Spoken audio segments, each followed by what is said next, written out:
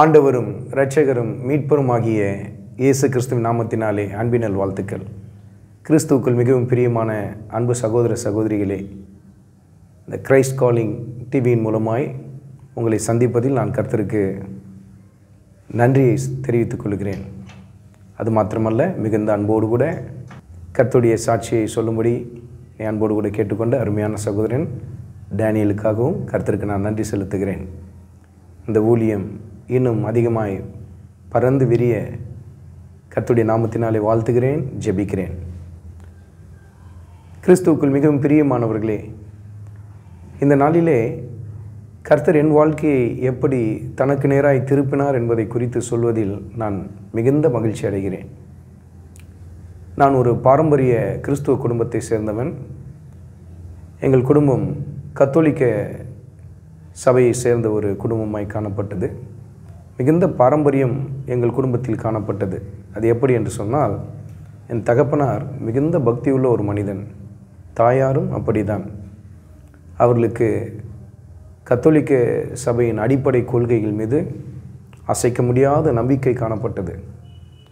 அது மாத்திரமல்ல, என் தகப்பனாருடைய சொந்த சகோதரி ஒருவர் குருத்துவத்தில் போய் துறவியாய் அவர்கள் அந்த கத்தோலிக்க சபையில் ஊழியத்தையும் செய்து கொண்டிருந்தார்கள்.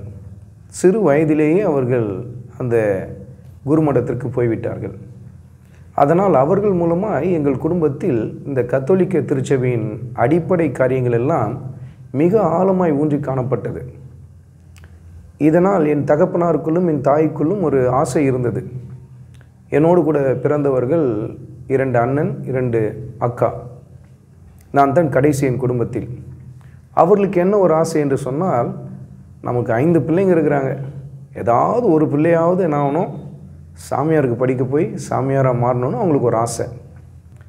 குடும்ப ஜெபத்தில் இதை அவர்கள் சொல்லி ஜெபிப்பார்கள்.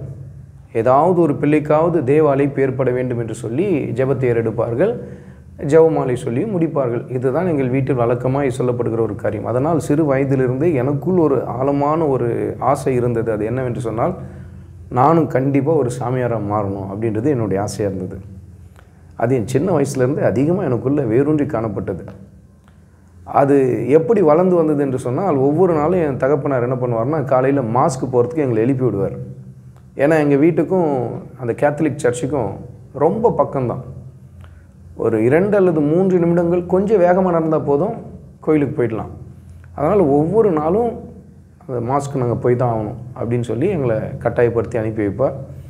அப்பொழுது அந்த பலிபீட சிறுவர்கள் என்று சொல்லி கேத்தலிக்கில் இருக்கிறவங்களுக்கு நல்லா தெரியும், ஆல்ட்ரு பாய்ஸ் அப்படின்னு சொல்லுவாங்க. அந்த ஆல்ட்ரு பாய்ஸில் நான், எங்கள் அண்ணன் எல்லாருமே நாங்களாம் அந்த ஆல்ட்ரு பாயில் ஒரு ஆட்களாக இருந்தோம். அப்போ அது மூலமாக இன்னும் எனக்குள்ளே அந்த ஆசை அதிகமாகுது. நம்மளும் கண்டிப்பாக ஒரு நாள் என்ன பண்ணணும், சாமியாராக மாறணும் அப்படின்னு சொல்லி ஒரு முழு தீர்மானம் எனக்குள்ளே வந்துருச்சு. நாட்கள் போக போக இது எனக்குள்ளே இன்னும் அதிகமாக வளர்ந்து கொண்டே இருக்குது. இது மாத்திரம் இல்லை, வருஷத்துக்கு ஒரு முறை என் தகப்பனாருடைய சொந்த அக்கா, ஏற்கனவே சொன்னேன் இல்லையா, அவங்க ஏற்கனவே அவங்க துறவி கத்தோலிக்க திருச்சபையில், என்னுடைய சொந்த அத்தை அவங்க ஒவ்வொரு வருஷமும் லீவில் வரும்போதெல்லாம் என்ன பண்ணுவாங்கன்னா, இந்த காரியத்தை குறித்து அதிகமாக பேசுவாங்க. நிறைய காரியங்களை, வேதத்தை தவிர்த்து மற்ற நிறைய காரியங்களே எங்களோடு கூட பேசுவாங்க. அதனால் எனக்குள்ளே அந்த ஆசை வளர்ந்து கொண்டே இருந்தது. எப்படியாவது நம்மளும் என்ன பண்ணோம், சாமியாருக்கு கண்டிப்பாக போகணும் அப்படின்னு சொல்லிட்டு. இப்போ பாரம்பரிய அந்த சபையில் நாங்கள் வாழ்ந்ததுனால அந்த பாரம்பரியங்களை குறித்து எங்களுக்குள்ள ஒரு அதிகமான ஒரு ஈடுபாடு காணப்பட்டது. ஆனால் வேதத்தை வாசித்தோமா என்று சொன்னால் அதுதான் இல்லை. அப்போ இப்படியே போய் கொண்டு இருக்கும்பொழுது என் வாழ்க்கையில் இது ஒவ்வொரு நாளும் வளர்ந்து வருகிற சமயத்தில் எங்கள் வீட்டில் ரொம்ப அதிகப்படியான வருமானம்லாம் எதுவும் இல்லை.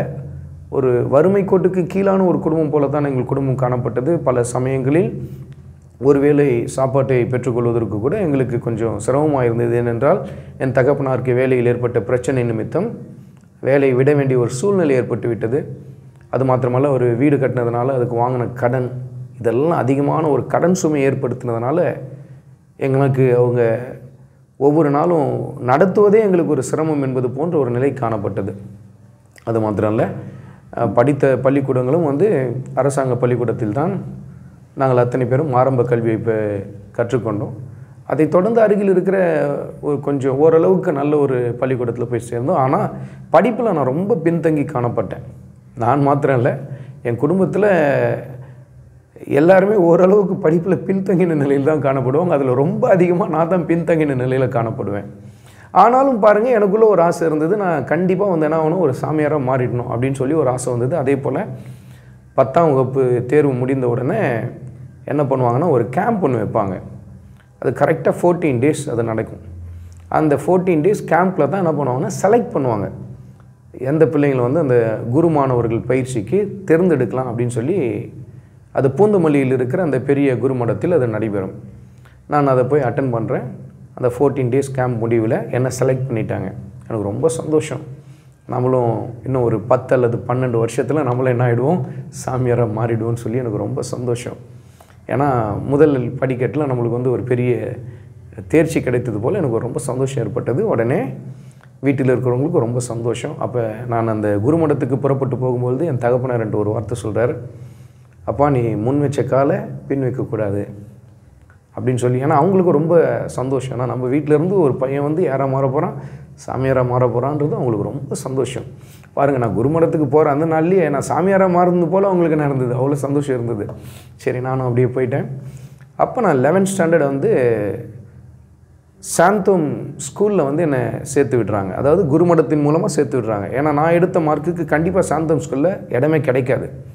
ஆனால் அந்த சாந்தோம் ஸ்கூலில் என்ன பண்ணுவாங்கன்னா, குரு மாணவர்களுக்குன்னு சொல்லி ஒரு கோட்டா வைத்திருப்பாங்க. இத்தனை குரு மாணவர்களுக்கு அப்படின்னு சொல்லி சீட் இருக்கும். அதில் எனக்கு கிடைச்சிருச்சு ஒரு சீட். மற்றபடி நான் எடுத்த மார்க்குக்கு கண்டிப்பாக என்னை வந்து சாந்தோம் ஸ்கூல் கேட்டில் கூட சேர்க்க மாட்டாங்க. அந்த மாதிரி ரொம்ப குறைவான ஒரு மதிப்பெண் எடுத்து தான் நான் பாஸ் பண்ணியிருந்தேன். அப்போ அந்த குருமடத்திலிருந்து என்னை அந்த பள்ளிக்கூடத்தில் சேர்த்து விட்டார்கள். கரெக்டாக அந்த சாந்தோம் பேராலயத்துக்கு எதிரில் வந்து தான் எங்களுடைய குருமடம் இருந்தது. அது வந்து உங்களுக்கு தெரியும், உங்கள் சாந்தோம் பேராலயம் வந்து ரொம்ப ஃபேமஸான ஒரு இடம் இல்லையா. அதுக்கு ஜஸ்ட் ஆப்போசிட்டில் தான் வந்து அந்த மைனர் செமினரி அப்படின்னு சொல்லுவாங்க. அது மைனர் செமினரி, இளம் குருமடம் அப்படின்னு சொல்லுவாங்க அதை. ஆனால் இப்பொழுது அது இல்லை, இப்பொழுது அது பள்ளிக்கூடமாய் மாற்றப்பட்டு விட்டது. அப்போ அந்த இடத்துல தான் நான் தங்கி வந்து படிக்க வேண்டும். அப்போ முதல் வருடம் நான் 11ஆம் வகுப்பு படித்து கொண்டே அப்படியே அந்த குருத்துவ பயிற்சிக்கான காரியங்களும் துவங்க ஆரம்பிக்கிறது. ஆனாலும் பார்ப்பீர்கள்னு சொன்னால், குருவாக வேண்டும் என்கிற ஒரு எண்ணம் எனக்குள்ளே இருந்தாலும், அந்த வாலிப நாட்களை அடைந்த அந்த சமயத்தில் எனக்குள்ளே அந்த பாவம் வேரூன்றி காணப்பட ஆரம்பித்தது. எப்படி என்று சொன்னால், எங்கள் குடும்பத்தில் பார்த்திங்கன்னா 5 பிள்ளைகள்னு சொன்னேன் நான். அதில் நான் கடைசி. ஒவ்வொருத்தரும் ஒவ்வொரு சினிமா நடிகனுக்கு ரசிகர்கள். எங்கள் அப்பா பார்த்தா அவர் ஒருத்தருக்கு ரசிகர், எங்கள் அம்மா ஒருத்தருக்கு ரசிகை, எங்கள் அக்கா 2 பேருக்கும் ஒரு நடிகனை பிடிக்கும். எங்கள் அண்ணன் தம்பின்னு சொல்லும்போது எங்கள் 2 அண்ணன், நான், எங்களுக்கு ஒரு நடிகனை பிடிக்கும். அப்படி இதனாலே வீட்டில் சண்டை வரும். ஒவ்வொருத்தர் சண்டை போட்டுக்கும். அது இல்லாமல் பார்த்திங்கன்னா வீட்டில் வந்து ஒரு ஆல்பம் வச்சுருப்போம், தனித்தனியாக ஆல்பம் வச்சுருப்போம். எனக்கு பிடித்த நடிகருடைய ஆல்பத்தை நான் தனியாக எடுத்து வச்சுருப்பேன். எங்கள் அண்ணன் அவருடைய ஆல்பத்தை வச்சுருப்பார்.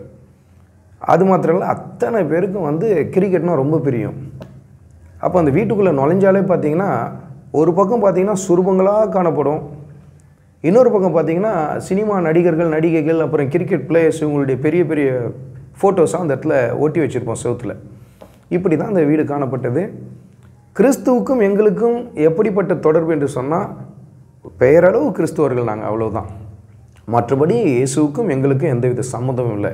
எங்களுக்கு நன்றாய் தெரிந்ததெல்லாம் மரியாள் வணக்கம் ரொம்ப அதிகமாக எனக்கு போதிக்கப்பட்டிருந்தது.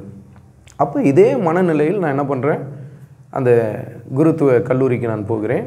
அங்கே போய் படித்து கொண்டிருக்கிற அந்த நாட்களிலே அப்பொழுது தான் எனக்குள்ளே வந்து என்ன ஆகுதுன்னா, பாவ பழக்கங்கள் அதிகரிக்க ஆரம்பிக்கிறது. அந்த இடத்தில் என்னோடு கூட சேர்ந்து மொத்தத்தில் 40 பேர் படித்து கொண்டிருக்கிறார்கள். அது எப்படி இருக்குன்னா, 11th standard 12th standard students, அப்புறம் வந்து காலேஜ் படிக்கிறவங்க அப்படின்னு சொல்லிட்டு. அப்போ 11th 12th படிக்கிறவங்க பார்த்திங்கன்னா அதில் என்னோடு கூட சேர்த்து ஒரு 12 பேர் இருப்பாங்க. மற்றவங்க எல்லாமே சீனியர்ஸ். அவங்களாம் வந்து ஏற்கனவே 3 வருட பயிற்சி முடித்தவர்கள், 5 வருட பயிற்சியை முடித்தவர்கள். அப்போ அவர்களோடு கூட பழகுதல், அது மாத்திரம் இல்லை, பல காரியங்களை குறித்து பேசுதல், இதோடு கூட எனக்குள்ள பாவ காரியங்கள் ரொம்ப அதிகரிக்க ஆரம்பிக்கிறது. குறிப்பிட்டு சில பாவங்கள் என்னை மிக அதிகமாக அடிமைப்படுத்தி வைத்திருந்தது. அதை விட்டு நான் வெளியில் வரணும் எவ்வளோ முயற்சி எடுப்பேன், ஆனால் என்னால் வெளியில் வரவே முடியாது. இப்படி நான் குருத்துவ பள்ளியில் படித்து கொண்டே அதே சமயத்தில் என்னுடைய படிப்பையும் தொடர்ந்து கொண்டிருக்கிற சமயத்தில் என் வாழ்க்கையில் அதிகப்படியான பாவங்கள் வளர ஆரம்பிக்கிறது. மிக குறிப்பாக நீங்கள் பார்ப்பீர்கள் என்று சொன்னால் அதிகப்படியான சினிமா மோகம், அது மாத்திரமல்ல அந்தரங்கமான சில பாவங்களில் நான் ஈடுபட ஆரம்பித்தேன். அது யாருக்குமே தெரியாது. அதை பகிர்ந்து கொள்வதற்கு கூட எனக்கு வெட்கமாக இருக்கும். அந்த நாட்களில் அந்த பாவத்தை விட்டு எப்படி வெளியில் வருது அப்படின்னு சொல்லி நான் போராடுவேன். அதுலேயும் நீங்கள் பார்த்தீங்கன்னா அந்த குருத்துவ கல்லூரியில் சில சமயத்தில் தவறான பல புத்தகங்கள் கிடைக்கும். அந்த புத்தகங்கள் என் கையில் கிடைத்ததுனால அந்த புத்தகங்களை படித்து நான் அதற்கு அடிமையாகிவிட்டேன். அதை விட்டு வெளியில் வர முடியாமல் சிக்கி தவித்து கொண்டு இருந்தேன். கத்தோலிகளுக்கு நல்லா தெரியும், வருடத்துக்கு ஒரு முறையாவது நல்ல பாவ சங்கீதனம் செய்கிறது என்று சொல்லி திருச்சபை கட்டளைகள் என்று சொல்லி ஒரு கட்டளை இருக்கிறது என்பது உங்களுக்கு நன்றாய் தெரியும். வருஷத்துக்கு ஒரு முறை தான் ஒரு நல்ல பாவ சங்கீதனம் செய்யணும்னு சொல்லி சொல்லப்பட்டிருக்கோம். ஆனால் நான் என்ன பண்ணுவேன்னா ஒவ்வொரு நாளும் பாவ சங்கீதனம் செய்ய போவேன். ஏன்னா சாந்தம் ஸ்கூலை விட்டு நான் என்னுடைய குருமடத்துக்கு கடந்து வரும்பொழுது அந்த இடத்துல நீங்கள் பார்த்தீங்கன்னா அந்த லஸ் கார்னர் அப்படின்னு சொல்லுவாங்க. அந்த இடத்துல பெத்தானி ஹோம் அப்படின்னு ஒரு இடம் இருக்கும். அந்த இடத்துல யார் இருப்பாங்கன்னு சொன்னால் ரிட்டையர்டான ஃபாதர்ஸ் எல்லாமே அந்த இடத்துல தான் இருப்பாங்க. அந்த ஃபாதர்ஸுடைய வேலை என்னென்னா இப்படி வரவங்களுக்கு பாவ சங்கீதனம் கேட்குறது தான் அவங்களுடைய வேலையே. அவங்க 24 மணி நேரமும் அங்கே இருப்பாங்க, வயதானவர்கள். அப்போ நான் என்ன பண்ணுவேன், பள்ளிக்கூடம் முடித்த உடனே ஸ்ட்ரைட்டாக அங்கே தான் போவேன். போயிட்டு அங்கே போய் பாவ சங்கீதனம் பண்ணுறதுக்காக போவேன். இது தொடர்ச்சியாக ஒரு ஃபாதர்கிட்ட போய் நான் பாவ சங்கீதனம் செய்வேன். அவர் ரொம்ப வயதானவர், கண் பார்வை கூட அவருக்கு மங்கலாக இருக்கும். ஆனால் பாருங்கள், நான் தொடர்ச்சியாக பாவ சங்கீதனம் செய்து என் குரல் அவருக்கு மெமரியில் ரொம்ப நல்லா ஸ்டோர் ஆகிட்டதுனால நான் ஒரு முறை போய் அவர்கிட்ட சொல்லும்போது அவர் என்ன கேட்டார்னா, என்ன தம்பி சொன்ன பாவத்தையும் நீ சொல்லிகிட்டே இருக்கிறிய அப்படின்னு சொல்லிட்டார். நான் சொன்னேன், உண்மைதான் சாமி, என்னால் இதை விடவே முடியல. நாங்கள் ஃபாதர் சில பேர் நாங்கள் சாமின்னு கூப்பிடுவோம். உண்மைதான் சாமி, என்னால் விடவே முடியல, இதை வெளியில் வரணும்னு நினைக்கிறேன், என்னால் வரவே முடியல அப்படின்னு சொல்கிறேன் நான். அப்போ அவர் என்ன சொல்கிறாரு, எனக்கு ஒரு ஆலோசனை கொடுத்தார். தம்பி நீ நல்ல ஜெபமாலை பண்ணு அப்படின்னு சொல்கிறார். நான் ஏற்கனவே மரியாள் பக்தியில் ரொம்ப ஊறி போனவன். ஜெபமாலை சொல்வதில் என் நேரத்தை அதிகமாக ஒதுக்கினவன் நான். ஏனென்றால் அந்த சாந்தோம் ஸ்கூலில் நான் படிக்கும்பொழுது மரியாள் மீது இருக்கிற அதிகப்படியான பக்தியினால் நான் என்ன செய்தேன்னா மரியாயின் சேனை என்று சொல்லி சாந்தோம் ஸ்கூலில் ஒன்று ஸ்டார்ட் பண்ணேன் என்னுடைய நண்பர்கள் துணை கொண்டு.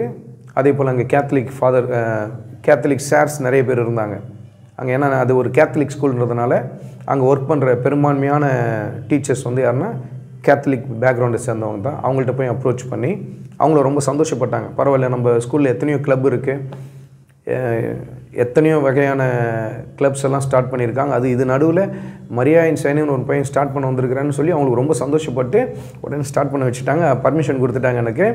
நீங்கள் பார்த்தீங்கன்னா அதை நான் ஸ்டார்ட் பண்ணப்போ அந்த பள்ளிக்கூடத்தில் வேலை செய்கிற டீச்சர்ஸ் முதற்கொண்டு பங்கெடுத்தாங்க. அவ்வளோ ஒரு கூட்டம் வந்தது அந்த இடத்துல. நாங்கள் அத்தனை பேரும் இணைந்து கொஞ்ச நேரம் பாடல்கள் பாடி ஜெபமாலை சொல்லி மரியாதை குறித்து சில காரியங்கள்லாம் பேசிவிட்டு கலைந்து போவோம். இதுதான் வாடிக்கையாக நடைபெற்றது. இப்போ இப்படி நடைபெறுகிற சமயத்தில் ஃபாதர் எனக்கு என்ன ஆலோசனை கொடுக்குறாருன்னா, இன்னும் நல்லா ஜெபமாலை பண்ணுப்பா அப்படின்னு சொல்கிறார். கத்தோலிகர்களுக்கு நன்றாய் தெரியும், ஒரு ஜெபமாலையில் மொத்தம் 53 மணிகள் இருக்கும் என்பது உங்களுக்கு நன்றாய் தெரியும்.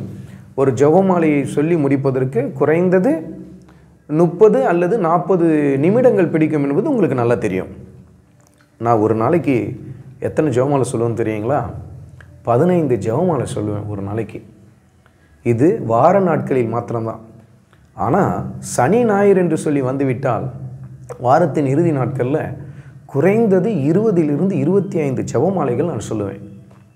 என் கையில் எப்பயுமே அந்த ரிங் ரோசரி அப்படின்னு சொல்லி ஒன்று இருக்கும், அதை போட்டுகிட்டே இருப்பேன். அது மாத்திரம் இல்லை, என் கையில் அந்த ரிங் ரோசரியோடு கூட இணைந்து ஒரு சிலுவையை தொங்க விட்டு வைத்திருப்பேன். இந்த கையில் என்ன இருக்குன்னா, ஒரு மரியாளின் சுருவம் ஒன்று இருக்குது, ரேடியன் சுருவம் ஒன்று இருக்கும். அது எங்கள் அத்தை அவங்க மடத்துலேருந்து எடுத்துன்னு வந்து தந்தாங்க. அவங்களுக்கு அவங்க யாரோ கொண்டு வந்து அதை ப்ரெசன்ட் பண்ணாங்க அப்படின்னு சொல்லி கொடுத்ததுனால அதை எனக்கு கொடுத்தாங்க. அது ரொம்ப சின்னதாக இருக்கும், அதை என் கைகளிலே வைத்து கொண்டு இருப்பேன். எங்கே போனாலும் அதை எடுத்துக்கொண்டு தான் நான் போவேன். ஏன்னா அவ்வளோ பக்தி எனக்கு அதில் ஈடுபாடு அதிகமாக காணப்பட்டது. அப்போ ஜெபமாலை பாக்கெட்டில் கைவிட்டனாலே ஜெபமாலை பண்ணிக்கிட்டே தான் இருப்பேன். அப்போ ஜெபமாலை அதிகமாக சொல்ல சொல்ல சொல்ல சொல்ல சொல்ல நான் நினைக்கிறேன் எனக்கு பாவத்திலேருந்து விடுதலை கிடச்சிடும்ட்டு. ஆனால் ஜெபமாலை சொல்வது அதிகரிக்கிறதே தவிர என் பாவத்திலேருந்து எனக்கு விடுதலை கிடைக்கல. இன்னும் என் பாவம் உச்சக்கட்டத்தை போய் அடையுது. நான் அந்த பாவத்தின் அடிமைத்தனத்தில் அப்படியே சிக்கிக்கொள்ள ஆரம்பிக்கிறேன். அதை குறித்த எண்ணங்களாகவே என் சிந்தை ரொம்ப கரைப்பட்டு போகுது. என்ன செய்கிறதுனே தெரியல. என்னுடைய மனதில் ரொம்ப போராட்டம். நம்ம வந்தது குருவாய் மாறுவதற்காக வந்திருக்கிறோம், ஆனால் நம்முடைய அந்தரங்க வாழ்க்கை இவ்வளவு கேடுள்ளதாக இருக்குதுன்னு சொல்லிட்டு எனக்குள்ள ஒரு பெரிய போராட்டம் இப்படியே ஓடிக்கொண்டு இருக்கிறது. இப்படி என் வாழ்க்கையில் வந்து பாவம் வந்து அதிகரித்து கொண்டே இருக்கிற அந்த சமயத்தில் எனக்குள்ள ரொம்ப ஒரு மனவேதனை. நம்ம வந்தது குருவானவராய் மாறுவதற்காக நம்ம வந்தோம். ஆனால் நம்ம வாழ்க்கையில் இவ்வளோ பாவம் இருக்கே அப்படின்னு சொல்லிட்டு, எப்படி தான் இதுலேருந்து வெளியில் வர்றது அப்படின்னு சொல்லிட்டு என்னுடைய சீனியர்ஸ்கிட்ட போய் நான் இதை குறித்து பேசலாம் அப்படின்னு சொல்லி முயற்சி எடுக்கும்பொழுது, அப்பொழுது அங்கே ஒரு சீனியர் ஒருத்தர் இருந்தார். அவர் பெயரை சொல்ல நான் விரும்பவில்லை. அப்போ அவர்கிட்ட போய் பிரதர் அப்படின்னு சொல்லி தான் நாங்கள் கூப்பிடுவோம். பிரதர், இந்த மாதிரி ஒரு பாவத்தில் நான் சிக்கி கொண்டு இருக்கிறேன், என்னால் அதை விட்டு வெளியில் வரவே முடியல, செய்யக்கூடாதுன்னு நினைக்கிறேன் செஞ்சிடுறேன், இந்த புத்தகத்தை படிக்கக்கூடாதுன்னு நினைக்கிறேன் படிச்சிடுறேன், இந்த தவறு செய்யக்கூடாது இந்த குற்றத்தை செய்யக்கூடாதுன்னு நினைக்கிறேன் திரும்ப திரும்ப செஞ்சிடுறேன், என்ன பண்ணுறதுனே தெரியல அப்படின்னு சொன்னேன். உடனே அவர் என்ன சொன்னார்னா, டே இது நீ செய்யலைன்னா நீ மனுஷனே இல்லைடா அப்படின்னு சொல்லிட்டார். இதெல்லாம் ஒரு மனுஷனாக இருந்தால் அவன்லாம் இதெல்லாம் செய்வான், இதெல்லாம் ஒரு பெரிய விஷயமே இல்லை அப்படின்ட்டார். அப்போ தான் எனக்கு தெரிஞ்சது அவரும் அதுக்கு அடிமையாக தான் இருக்கிறார் அப்படின்றது எனக்கு தெரிஞ்சுது. அப்போ எனக்கு என்ன பண்ணுறதுனே தெரியல, எங்கே யார்கிட்ட போய் கேட்குறதுன்னு தெரியல. திரும்பவும் அதே ஃபாதர்கிட்ட போய் சொல்கிறேன். பாவ சைந்தனை சொல்லும்போது அவர்கிட்ட சொல்கிறேன், ஃபாதர் என்னால் வெளியில் வரவே முடியல இந்த பாவத்தை விட்டு, நீங்கள் சொன்ன மாதிரி நான் அதிகமாக ஜெபமாலை பண்ணுறேன் ஆனாலும் வெளியில் வர முடியல. அவர் என்ன சொல்கிறேன், இன்னும் அதிகமாக ஜெபமாலை பண்ணுப்பா, நமக்கு தாய் மரியாள் வந்து இயேசுகிட்ட பரிந்து பேசுவாங்க, அப்போ உனக்கு வந்து எப்படியாவது உனக்கு விடுதலை கிடைக்கும் அப்படின்னு சொல்லி அவர் சொல்லி அனுப்புகிறார். நானும் அப்படியே செய்ய ஆரம்பிக்கிறேன்.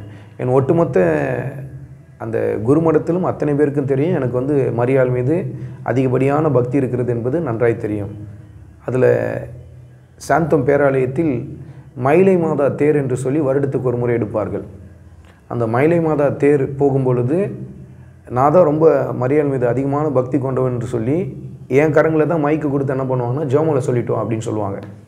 அவ்வளோ சீனியர்ஸ்லாம் இருப்பாங்க, அவங்களெல்லாம் செலக்ட் பண்ண மாட்டாங்க, என்ன தான் செலக்ட் பண்ணுவாங்க. நீ என் ஜெபமாலை சொல்லிட்டு வா அப்படின்னு சொல்லுவாங்க. சரி, நானும் ஜெபமாலை சொல்லிட்டு வருவேன். அப்போ இப்படியே போய் கொண்டு இருக்கிறது. ஆனால் வாழ்க்கையில் பாவம் வளர்ந்து கொண்டே இருக்கிறது, நிம்மதியற்ற ஒரு நிலையில் ஏற்பட்டு விட்டது. படிப்பில் நான் ஏற்கனவே ரொம்ப பின்தங்கினவன், இன்னும் அதிகமான பின்தங்கின ஒரு நிலைக்கு நேராக போயிடுறேன். அது மாத்திரம் இல்லை, ஃபஸ்ட் ஸ்டாண்டர்ட்லேருந்து 10th வரலாம் நான் தமிழ் மீடியம் படிச்சுட்டு சடனாக 11th and 12th வந்து இங்கிலீஷ் மீடியத்தில் நான் போட்டதுனால என்ன பண்ணுறதுன்னு எனக்கு தெரியல. ஏன்னா ஒரு பாடம் இங்கிலீஷில் படிக்கிறதுக்கே இவ்வளோ கஷ்டப்பட்டோம், அதையே எப்படியோ தடுமாறி காப்பி அடித்து அப்படி இப்படின்னு பாஸ் பண்ணிட்டோம். இந்த 11th போய் 5 பாடம் இங்கிலீஷில் படிக்கணும், ஒரே ஒரு பாடம் தான் தமிழில் இருக்குது, என்னடா பண்ணுறதுன்னு எனக்கு தெரியல. படிப்பே நிறுத்திடலாமா, நம்மளுக்கு எதுவுமே வேணாம் அப்படின்ற ஒரு முடிவுக்கெலாம் வந்துடலாமான்னு சொல்லிட்டு பண்ணும்போது, அப்போ எங்களுக்கு குருமடத்தில் வந்து எங்களுக்கு தனியாக ஒரு ஃபாதர் ஒருத்தர் இருப்பார், ரெக்டர் அப்படின்னு சொல்லுவாங்க அவரை. அப்போ ஃபாதர் GM ஜோசப் அப்படின்ற ஒருத்தர் தான் ஃபாதராக இருந்தார். அவர்கிட்ட போய் பல முறை சொல்லுவேன், ஃபாதர் என்னால் படிக்கவே முடியல, படிப்பில் நான் ரொம்ப பின்தங்கி போயிருக்கிறேன், என்ன பண்ணுறதுன்னு எனக்கு தெரியல அப்படின்னு சொல்லி அவர் எனக்கு கொஞ்சம் என்கரேஜ் பண்ணி பேசுகிறாரு. இல்லை கொஞ்சம் முயற்சி எடு படிக்கலாம் அப்படின்றார். ஆனால் அன்ஃபார்ச்சுனேட்லி என்ன ஆச்சுன்னா 11th ஸ்டாண்டர்ட் நான் ஃபெயில் ஆகிட்டேன். ஃபெயில் ஆனது நார்மலாக ஒருத்தன் ஃபெயில் ஆகிட்டாங்க அப்படின்னு சொல்லிட்டா உடனே அவங்கள என்ன பண்ணுவாங்கன்னா குருமடத்தை விட்டு வெளியில் அனுப்பிடுவாங்க, அதோடு அவங்க கண்டினியூ பண்ண முடியாது.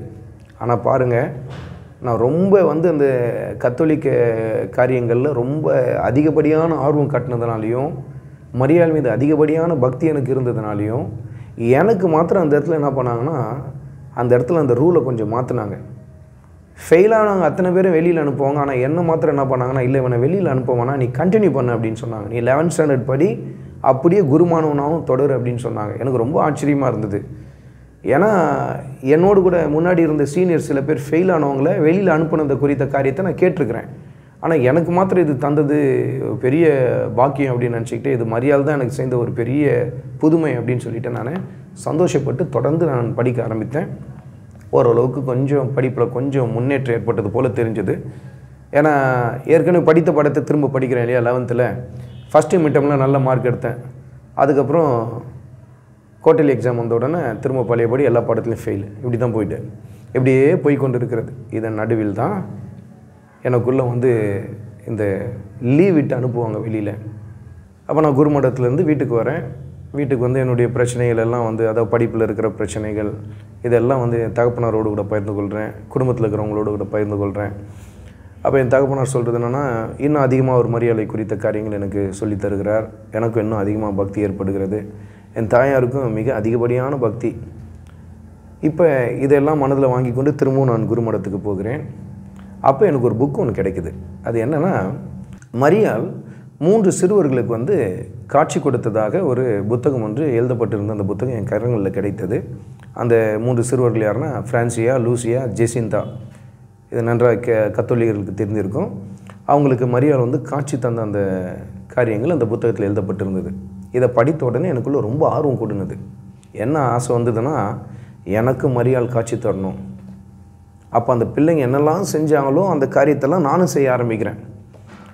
அவங்க வந்து முழங்கால் படிட்டு கொண்டே நடக்கிறது, இடுப்பில் வந்து ஒரு முள்ளால் செய்யப்பட்ட கயிறை வந்து இறுக கட்டி கொள்வது, இப்படி பல ஒருத்தல்களை அவங்க செய்ததை நான் தெரிந்து கொண்டேன். இப்படி பல புனிதர்கள் செய்த காரியங்களெல்லாம் நான் கற்றுக்கொண்டேன். அதனால் எனக்குள்ள ஒரு பெரிய ஆசை ஏற்பட்டுருச்சு. கண்டிப்பாக எனக்கு மரியாள் என்ன பண்ணி ஆகணும், காட்சி தந்து தான் ஆகணும்னு சொல்லிட்டு ரொம்ப பிடிவாதமாய் பல மணி நேரங்கள் நான் வந்து என்ன பண்ணேன், ஜெபமாலை செய்கிறேன். அதில் மிக குறிப்பாக எங்கள் குருமடத்தில் எங்களுக்குன்னு தனியாக ஒரு சேப்பல் இருக்கும்.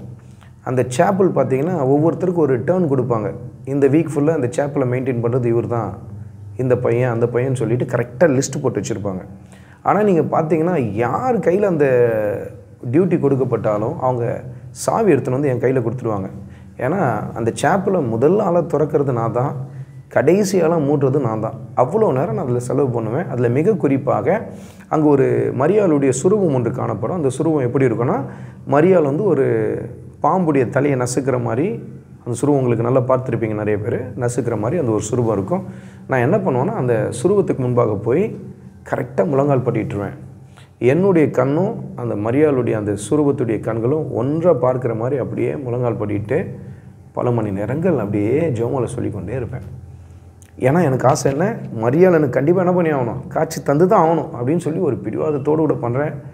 அதே போல் நீங்கள் பார்ப்பீங்கன்னு சொன்னால், ஒரு முறை மரியாளுடைய அந்த சுரூபத்திலிருந்து கண்ணீர் வடிந்து வருவதை நான் பார்த்தேன். எனக்கு ரொம்ப ஆச்சரியமாக இருந்தது. எனக்கு அப்படியே உடம்பெல்லாம் சிலிர்த்து போயிடுச்சு.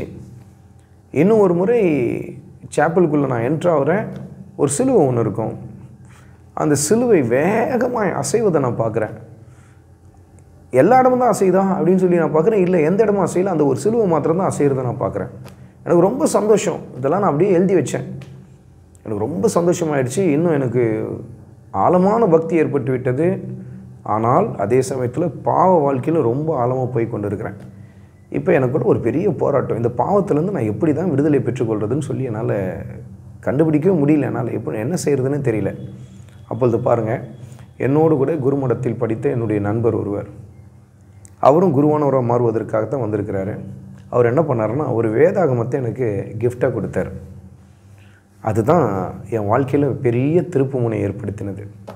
அவர் வேதாகமத்தை என் கையில் கொடுத்தோடனே, நான் இதை வைத்து நான் என்ன பண்ண போகிறேன், நம்மளுக்கு ஏற்கனவே தெரியும் தானே பைபிளில் இயேசு பிறந்தார், எங்கே பிறந்தார், எப்படி பிறந்தார், அப்புறம் என்ன நடந்தது, எல்லாம் நம்மளுக்கு தெரிஞ்சது தானே. இதை விட என்னத்தை நம்ம கற்றுக்க போகிறோம் அப்படின்னு சொல்லிட்டு வேண்டா வெறுப்பாகத்தான் வாங்கினேன். ஆனாலும் பாருங்கள், ஒவ்வொரு நாளும் காலையில் வந்து 6 மணிக்கு நாங்கள் சேப்பலில் போனோன்னா ஒரு அரை மணி நேரம் எங்களுக்கு மெடிடேஷன் டைம் சொல்லுவாங்க. அந்த டைமில் நான் உட்காந்து தூங்கிட்டு தான் இருப்பேன். ஆனால் நான் யோசித்தேன், ஏன் இந்த வேதாகமத்தை நம்ம படிக்கக்கூடாது அப்படின்னு சொல்லிட்டு ஒரு முடிவோடு கூட என்ன பண்ணேன், வேதாகமத்தை எடுத்து கொஞ்சம் கொஞ்சமாய் படிக்க ஆரம்பித்தேன். அப்பொழுது தான் முதல் முறையாய் எரேமியா தீர்க்கதரிசி 10வது அதிகாரம் என் கண்களில் பட்டது. எரேமியா தீர்க்கதரிசியின் புத்தகத்தில் 10வது அதிகாரத்தை நான் படித்தவுடன் அப்படியே ஒரு நிமிஷம் அப்படியே நின்றுட்டேன். ஏன்னா அந்த அதிகாரத்தில் என்ன வருதுன்னா, சிலை செய்தல் குறித்தும் சிலை வழிபாடை குறித்தும் தேர் தூக்குவதை குறித்தும் அதில் எழுதப்பட்டோன்னா அதை பார்த்துட்டு எனக்கு அப்படியே ஸ்டன் ஆயிடுச்சு. அதெல்லாம் கடவுள் வந்து வன்மையாக கண்டித்து பேசுகிறார் அப்படின்னு சொல்லி அந்த அதிகாரத்தில் வந்தோடனே எனக்குள்ளே தலையில் இடியை தூக்கி போட்ட மாதிரி இருந்தது. ஏன்னா தேர் ஜோடிக்கிறது நான் தான், தேர் இழுக்கிறதுல முன்னாடி போகிறதும் நான் தான், தேருக்கு முன்னாடி ஜெபமாலை சொல்லிட்டு போகிறதும் நான் தான். இப்படி இருக்கும்போது என்னடா இது, நம்ம பண்ணுறதெல்லாம் தப்புன்னு தானடா இந்த 10வது அதிகாரத்தில் இப்படி எழுதப்பட்டிருக்கேன்னு சொன்னோன்னே என்னால் ஒரு நிமிஷம் அதை ஜீரணிக்கவே முடியல. உடனே என்ன பண்ணேன், அந்த பைபிள் அப்படியே கையில் தூக்கிட்டு ரெக்டர்கிட்ட ஓடுறேன். அப்போ ஜிஎம் ஜோசப்ன்ற ஃபாதர் அவர் மாற்றுதல் ஆகி வேறு ஒரு ஃபாதர் வந்திருக்கிறார். அவர் சிஎம் ஜோசப், இனிஷியல் தான் மாற்றோம்.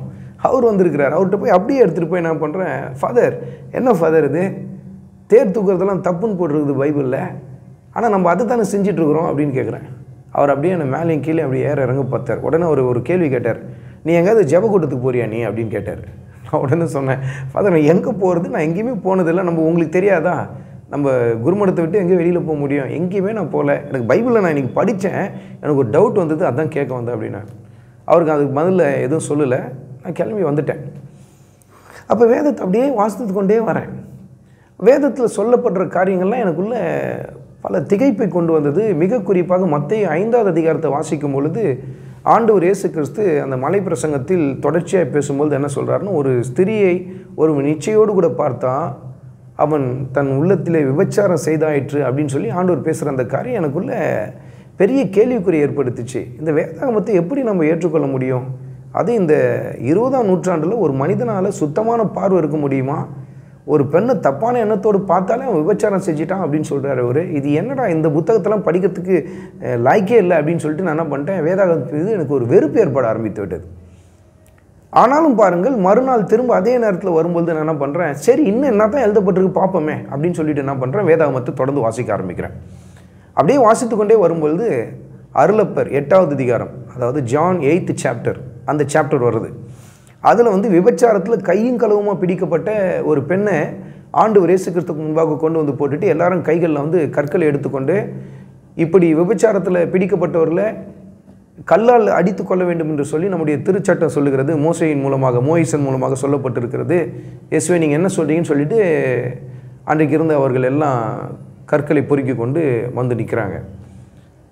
அப்போ எனக்கு அந்த பேசேஜை படிக்க ஆரம்பித்தோன்னு எனக்கு ரொம்ப சுவாரஸ்யம் ஏற்பட்டுருச்சு. ஏன்னா எனக்கு உடனே ஃப்ளாஷ்பேக் போன மாதிரி எது வந்ததுன்னா, மத்தேயு 5வது அதிகாரம் எனக்கு டக்குன்னு ஞாபகம் வந்தது. ஏன்னா இயேசு என்ன சொன்னார், ஒரு பெண்ணை தவறான எண்ணத்தோடு கூட பார்த்தாலே அவன் என்ன செஞ்சிட்டான், விபச்சாரம் செஞ்சிட்டான்னு சொன்னார். இப்போ இவ கையும் களவுமா பிடிக்கப்பட்டிருக்கா, இவ விபச்சாரம் செஞ்சுருக்கிறா, அப்போ கண்டிப்பாக இயேசு என்ன பண்ணுவார், இவளை கல் அடித்து சாவடிங்கன்னு தான் சொல்லுவாருன்னு சொல்லி நான் என்ன பண்ணுறேன், தொடர்ச்சியாக நான் வாசிக்கிறேன். திடீர்னு என்னன்னாவது அந்த இடத்துல இயேசு மௌனமாக இருந்து தரையில் குனிந்து எழுது கொண்டே இருக்கிறார் அப்படின்ற ஒரு வார்த்தையை வாசிக்கிறேன். இன்னும் ஆர்வம் கூடுது, என்ன தான் சொன்னார் பார்க்கலாம் அப்படின்னு சொல்லிட்டு அவர் நிமிர்ந்து பார்த்து ஒரு வார்த்தையை சொன்னார், உங்களில் எவனிடத்தில் பாவம் இல்லையோ அவன் முதலாவது கல்லை எடுத்து அடிக்கட்டும் அப்படின்னு சொல்கிறார்.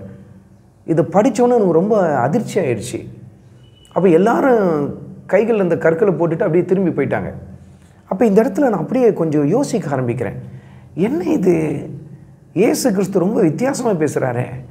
கண்ணில் பார்த்தாலே பாவம்னு சொல்கிறாரு, சிந்தையில் நினச்சாலே பாவம்னு சொல்கிறாரு. ஆனால் ஒருத்தி செயல்லையே செஞ்சுட்டு வந்துட்டா அவளை தண்டிக்காமல் அவளை மன்னிச்சு அனுப்புகிறாரு. என்னடா இது? அப்போ தான் நான் வேதத்தை ரொம்ப ஆர்வமாக வாசிக்க ஆரம்பிக்கிறேன். அப்பொழுது தான் எனக்கு அந்த வேதத்திலிருந்து ஆண்டவர் எனக்கு ஒரு அருமையான ஒரு செய்தி எனக்கு வெளிப்படுத்துகிறார். அது என்னென்னா, நான் சிலுவையில் அடிக்கப்பட வேண்டிய இடத்துல இயேசு கிறிஸ்து எனக்காக சிலுவையில் அடிக்கப்பட்டார். என்னுடைய கரங்கள் செய்த பாவத்திற்காக, என் கால்கள் செய்த பாவத்திற்காக ஆண்டவர் இயேசு கிறிஸ்து என் மேலே விழ வேண்டிய தண்டனையை அவர் தன்மையில் ஏற்றுக்கொண்டார் என்று சொல்லி அந்த மெசேஜை தான் பைபிள் சொல்லுதுன்றதை நான் கண்டுபிடிச்சோன்னே எனக்கு ரொம்ப பெரிய சந்தோஷம் ஏற்பட்டது. எதனால் அந்த சந்தோஷம்னா, அப்போ என் பாவத்திலிருந்தும் கண்டிப்பாக விடுதலை கிடைக்கும் அப்படின்ற ஒரு நம்பிக்கை எனக்கு அப்போ தான் எழும்ப ஆரம்பிக்கிறது. உடனே நான் என்ன பண்ணுறேன், முதல் முறையாய் புனிதர்கள், மரியாள் வணக்கம் இதெல்லாம் அவங்கள்ட்டலாம் ஜெபிக்கிறத நிறுத்திட்டேன்ல, அதிகமாக அங்கே தான் ஜெபித்து கொண்டு இருக்கிற காரியத்தை வைத்து விட்டு, இயேசுவே என்னை விடுவீங்க இந்த பாவத்திலேருந்து அப்படின்னு சொல்லிட்டு நான் ஜெபிக்க ஆரம்பிக்கிறேன். என் வாழ்க்கையில் மாற்றம் ஏற்பட ஆரம்பிக்கிறத நான் பார்க்குறேன். இத்தனை நாள் நான் சிரமப்பட்டு கொண்டிருந்த அந்த பாவத்திலிருந்து, அடிமைப்பட்டிருந்த பாவத்திலேருந்து சன பொழுதில் நான் விடுதலை பெற்றுக்கொள்வது எனக்கு பயங்கரமான ஒரு ஆச்சரியத்தை ஏற்படுத்தினது. என் வாழ்க்கை அப்படியே மாறுகிறது. வேதத்தை வாசிக்க இத்தனை நாள் நான் செய்து கொண்டிருந்த வழிபாடு தவறு அப்படின்றத நான் கண்டுபிடிக்கிறேன். அது எனக்குள்ள ஒரு பக்கம் ஒரு பெரிய போராட்டத்தை ஏற்படுத்தினாலும் அதே சமயத்தில் எனக்கு ஒரு பெரிய சந்தோஷம் ஏற்படுது. என்னென்னா, என்னை கட்டி வைத்திருந்த பாவங்களிலிருந்து நான் விடுதலை பெற்றுக்கொண்டு இருக்கிறத நான் பார்க்குறேன். அப்போ தான் யோசிக்கிறேன், மரியாள் எனக்காக பரிந்து பேசுகிறாள்னு சொல்லி சிறு வயதிலிருந்தே எனக்குள்ள ஆழமாய் விதைக்கப்பட்டிருந்த ஒரு காரியம், புனிதர்கள் நமக்காக பரிந்து பேசுகிறார்கள்னு சொல்லி ஆழமாய் விதைக்கப்பட்ட ஒரு காரியம் ஒரு பெரிய ஆலமரம் போல் வளர்ந்துருக்குது. ஆனால் வேதாகமத்தை வாசிக்கும் பொழுது நாங்கள் ஒரு சத்தியத்தை புரிந்து கொள்கிறேன். நமக்காக ஆண்டவர் இயேசு கிறிஸ்து தான் பரிந்து பேசுகிறார், பரிசுத்த ஆவியானவர் பரிந்து பேசுகிறார் என்ற ஒரு சத்தியத்தை நான் வேதத்தில் பார்த்த உடனே எனக்கு பெரிய சந்தோஷமாயிடுச்சு. ஏன்னா எனக்குள்ள மரியாள் மீது பக்தி மாத்திரமல்ல, குழந்தை இயேசுவின் மீது அதிகப்படியான பக்தி காணப்பட்டது. குழந்தை இயேசுவுக்கான அந்த நவநாளை தொடர்ச்சியாக நான் சொல்லி கொண்டிருப்பேன். ஆனால் இப்பொழுது என்ன ஆகுதுன்னா, என்னுடைய வாழ்க்கையில் இந்த அடிப்படையாக நான் இத்தனை நாட்கள் நான் எதில் கட்டப்பட்டிருந்தனோ அதெல்லாம் அப்படியே கொஞ்சம் கொஞ்சமாக இடிந்து விழ ஆரம்பிக்கிறது. என்னுடைய போக்கில் பெரிய மாற்றத்தை என்னுடைய சீனியர்ஸ் பார்க்குறாங்க, ரெக்டர் பார்க்குறாங்க, எல்லோரும் பார்க்குறாங்க. என்ன இவன் முந்தி மாதிரி இப்போ இந்த நம்மளுடைய வழிபாடுகளில் முக்கியத்துவம் தரதில்லையே, அதிகமாக வேதத்தை வாசிக்கிறானே, இது அப்படியே பரவ ஆரம்பிக்கிறது. அப்போ எங்களுக்கு என்ன ஆகும்னா, வாரத்துக்கு ஒரு முறை அந்த மயிலை பேராயராக இருந்தவர், மயிலை பிஷப்பாக இருந்தவர், ஆர்ச் பிஷப் ஆஃப் மயிலாப்பூர் அப்படின்னு சொல்லுவாங்க அவரை. அருளப்பா ஃபாதர் அருளப்பா வந்து என்ன பண்ணுறாருன்னா, இந்த மயிலை மறை மாவட்டத்துக்கு பேராயராக இருந்தவர் அருளப்பா என்ற ஒரு ஃபாதர் வந்து என்ன பண்ணுவார்னா, வாரத்துக்கு ஒரு முறை குருமானவர்களுக்காக பாடம் எடுப்பதற்காக வருவார். அவர் வந்த உடனே நாங்கள் அவருக்கு முன்பாக போய் அமர்ந்திருப்போம். அவர் வந்து சில காரியங்கள் எங்களோடு கூட பரஸ்பரமாக பேசுவார். அப்போ நான் உடனே என்ன பண்ணேன், ஒரு காரியத்தை அந்த ஃபாதர்கிட்ட கேட்க ஆரம்பிக்கிறேன். ஃபாதர், எனக்கு பைபிளில் சில டவுட் இருக்குது, எனக்கு சொல்லுங்கள் அப்படின்னு சொல்லி கேட்குறேன். உடனே அவர் வந்து என்ன பண்ணுறாரு, உட்கார் அப்படின்னு சொல்லிட்டார். அப்போ குறிப்பிட்டு நீங்கள் ஒரு வசனத்தை நான் சுட்டி காட்ட விரும்புகிறேன். கத்தோலிக்கர்கள் இதை ரொம்ப கவனமாக கேட்கும்படி உங்களை அன்போடு நான் கேட்டுக்கொள்கிறேன். ஆதியாகமத்தில் 3வது அதிகாரம் 15வது வசனத்தில், உனக்கும் ஸ்திரீக்கும் உன் வித்துக்கும் அவள் வித்துக்கும் பகையை உண்டாக்குவேன், அவர் உன் தலையை நசுக்குவார் அப்படின்னு சொல்லி எழுதப்பட்டிருக்கிறத நீங்கள் பார்க்கலாம் வேதாகமத்தில். ஆனால் கத்தோலிக்க தமிழ் மொழிபெயர்ப்பில் எப்படி எழுதப்பட்டிருக்குன்னா, உன் வித்துக்கும் பெண்ணின் வித்துக்கும் பகையை உண்டாக்குவேன், அவள் உன் தலையை நசுக்குவாள் அப்படின்னு சொல்லி எழுதப்பட்டிருக்கோம்.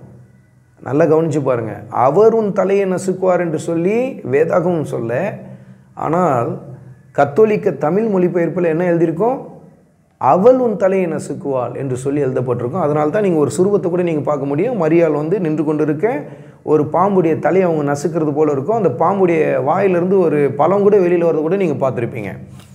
அந்த சுரூபம் எதன் அடிப்படையில் உண்டாக்கப்பட்டது என்று சொன்னால், இந்த வசனத்தின் அடிப்படையில் தான், அவங்க மாற்றி எழுதின வசனத்தின் அடிப்படையில் தான் உண்டாக்கப்பட்டது.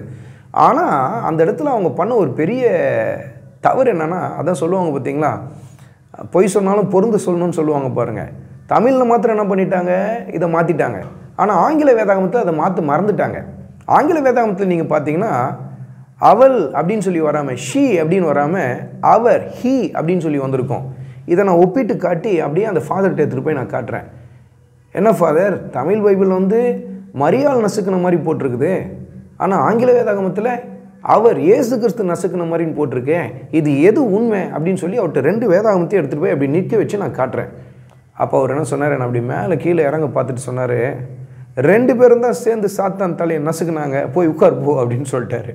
நான் போய் அப்படியே உட்காந்துட்டேன்.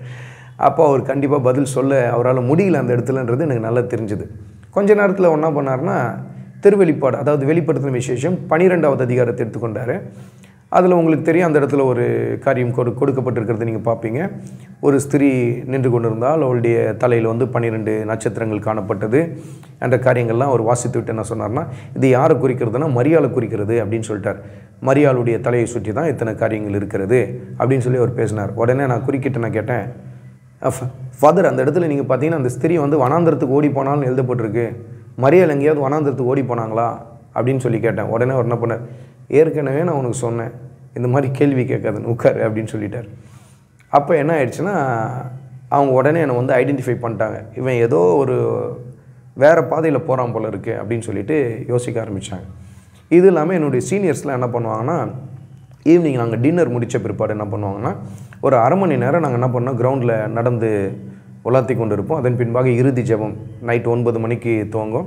அது முடிந்த பின்பு தான் நாங்கள் தூங்குறதுக்கு போவோம். அப்போ அந்த 1/2 hour என்ன ஆகும்னா, அத்தனை சீனியரை என்னை சுற்றி வந்துடுவாங்க. சுற்றி வந்து பைபிள்லேருந்து கேள்வியாக கேட்பாங்க. நிறைய கேள்விகளை கேட்க ஆரம்பிப்போம். நானும் என்ன பண்ணுவேன், எனக்கு முடிந்த அளவுக்கு அவங்களுக்கு பதில் சொல்ல ஆரம்பிப்பேன். சொல்ல நிறைய பேருக்குள்ள என்ன ஆகுதுன்னா, ஆமாம் இவன் சொல்கிறது உண்மை தானே, மரியாள் வணக்கத்தை பற்றி வேதாகமம் சொல்லலையே, இப்படி இருக்க எப்படி இது அப்படின்னு சொல்லி கேட்க ஆரம்பித்தேன். அப்போ நான் ஒரு கேள்வி கேட்டேன். ஆண்டவர் இயேசு கிறிஸ்து சொல்கிறார், நானே வழியும் சத்தியமும் ஜீவனுமாக இருக்கிறேன்னு சொல்கிறார், என்னை அல்லாமல் ஒருவனும் பிதாவினிடத்தில் வர முடியாதுன்னு சொல்கிறாரு. அப்போ நானே வாசல்னு இயேசு கிறிஸ்து சொல்கிறார். ஆனால் நம்ம மரியாளை வணங்கும் பொழுது நம்ம என்ன சொல்கிறோம், பரலோகத்தின் வாசலே அப்படின்னு சொல்லி நம்ம என்ன பண்ணுறோம், மரியாளை நம்ம அந்த இடத்துல துதித்து சொல்கிறோம். அப்போ இது எப்படி சரி, பரலோகத்தின் வாசல் இயேசுவாக இருக்குது, அது எப்படி நம்ம மரியாளுடைய காரியத்துக்கு நம்ம திருப்ப முடியும், இது தவறு இல்லையா அப்படின்னு சொல்லி ஒரு கேள்வி கேட்குறேன். இப்படி நிறைய காரியங்களை ஒப்பிட்டு நான் கேட்க நிறைய சீனியர்ஸ்குள்ளே அப்படியே ஒரு அசைவு ஏற்படுது, மாற்றம் கொஞ்சம் கொஞ்சமாக ஏற்பட ஆரம்பிக்கிறது. இதை எல்லாத்தையும் அப்படியே நோட் பண்ணாங்க எல்லாமே.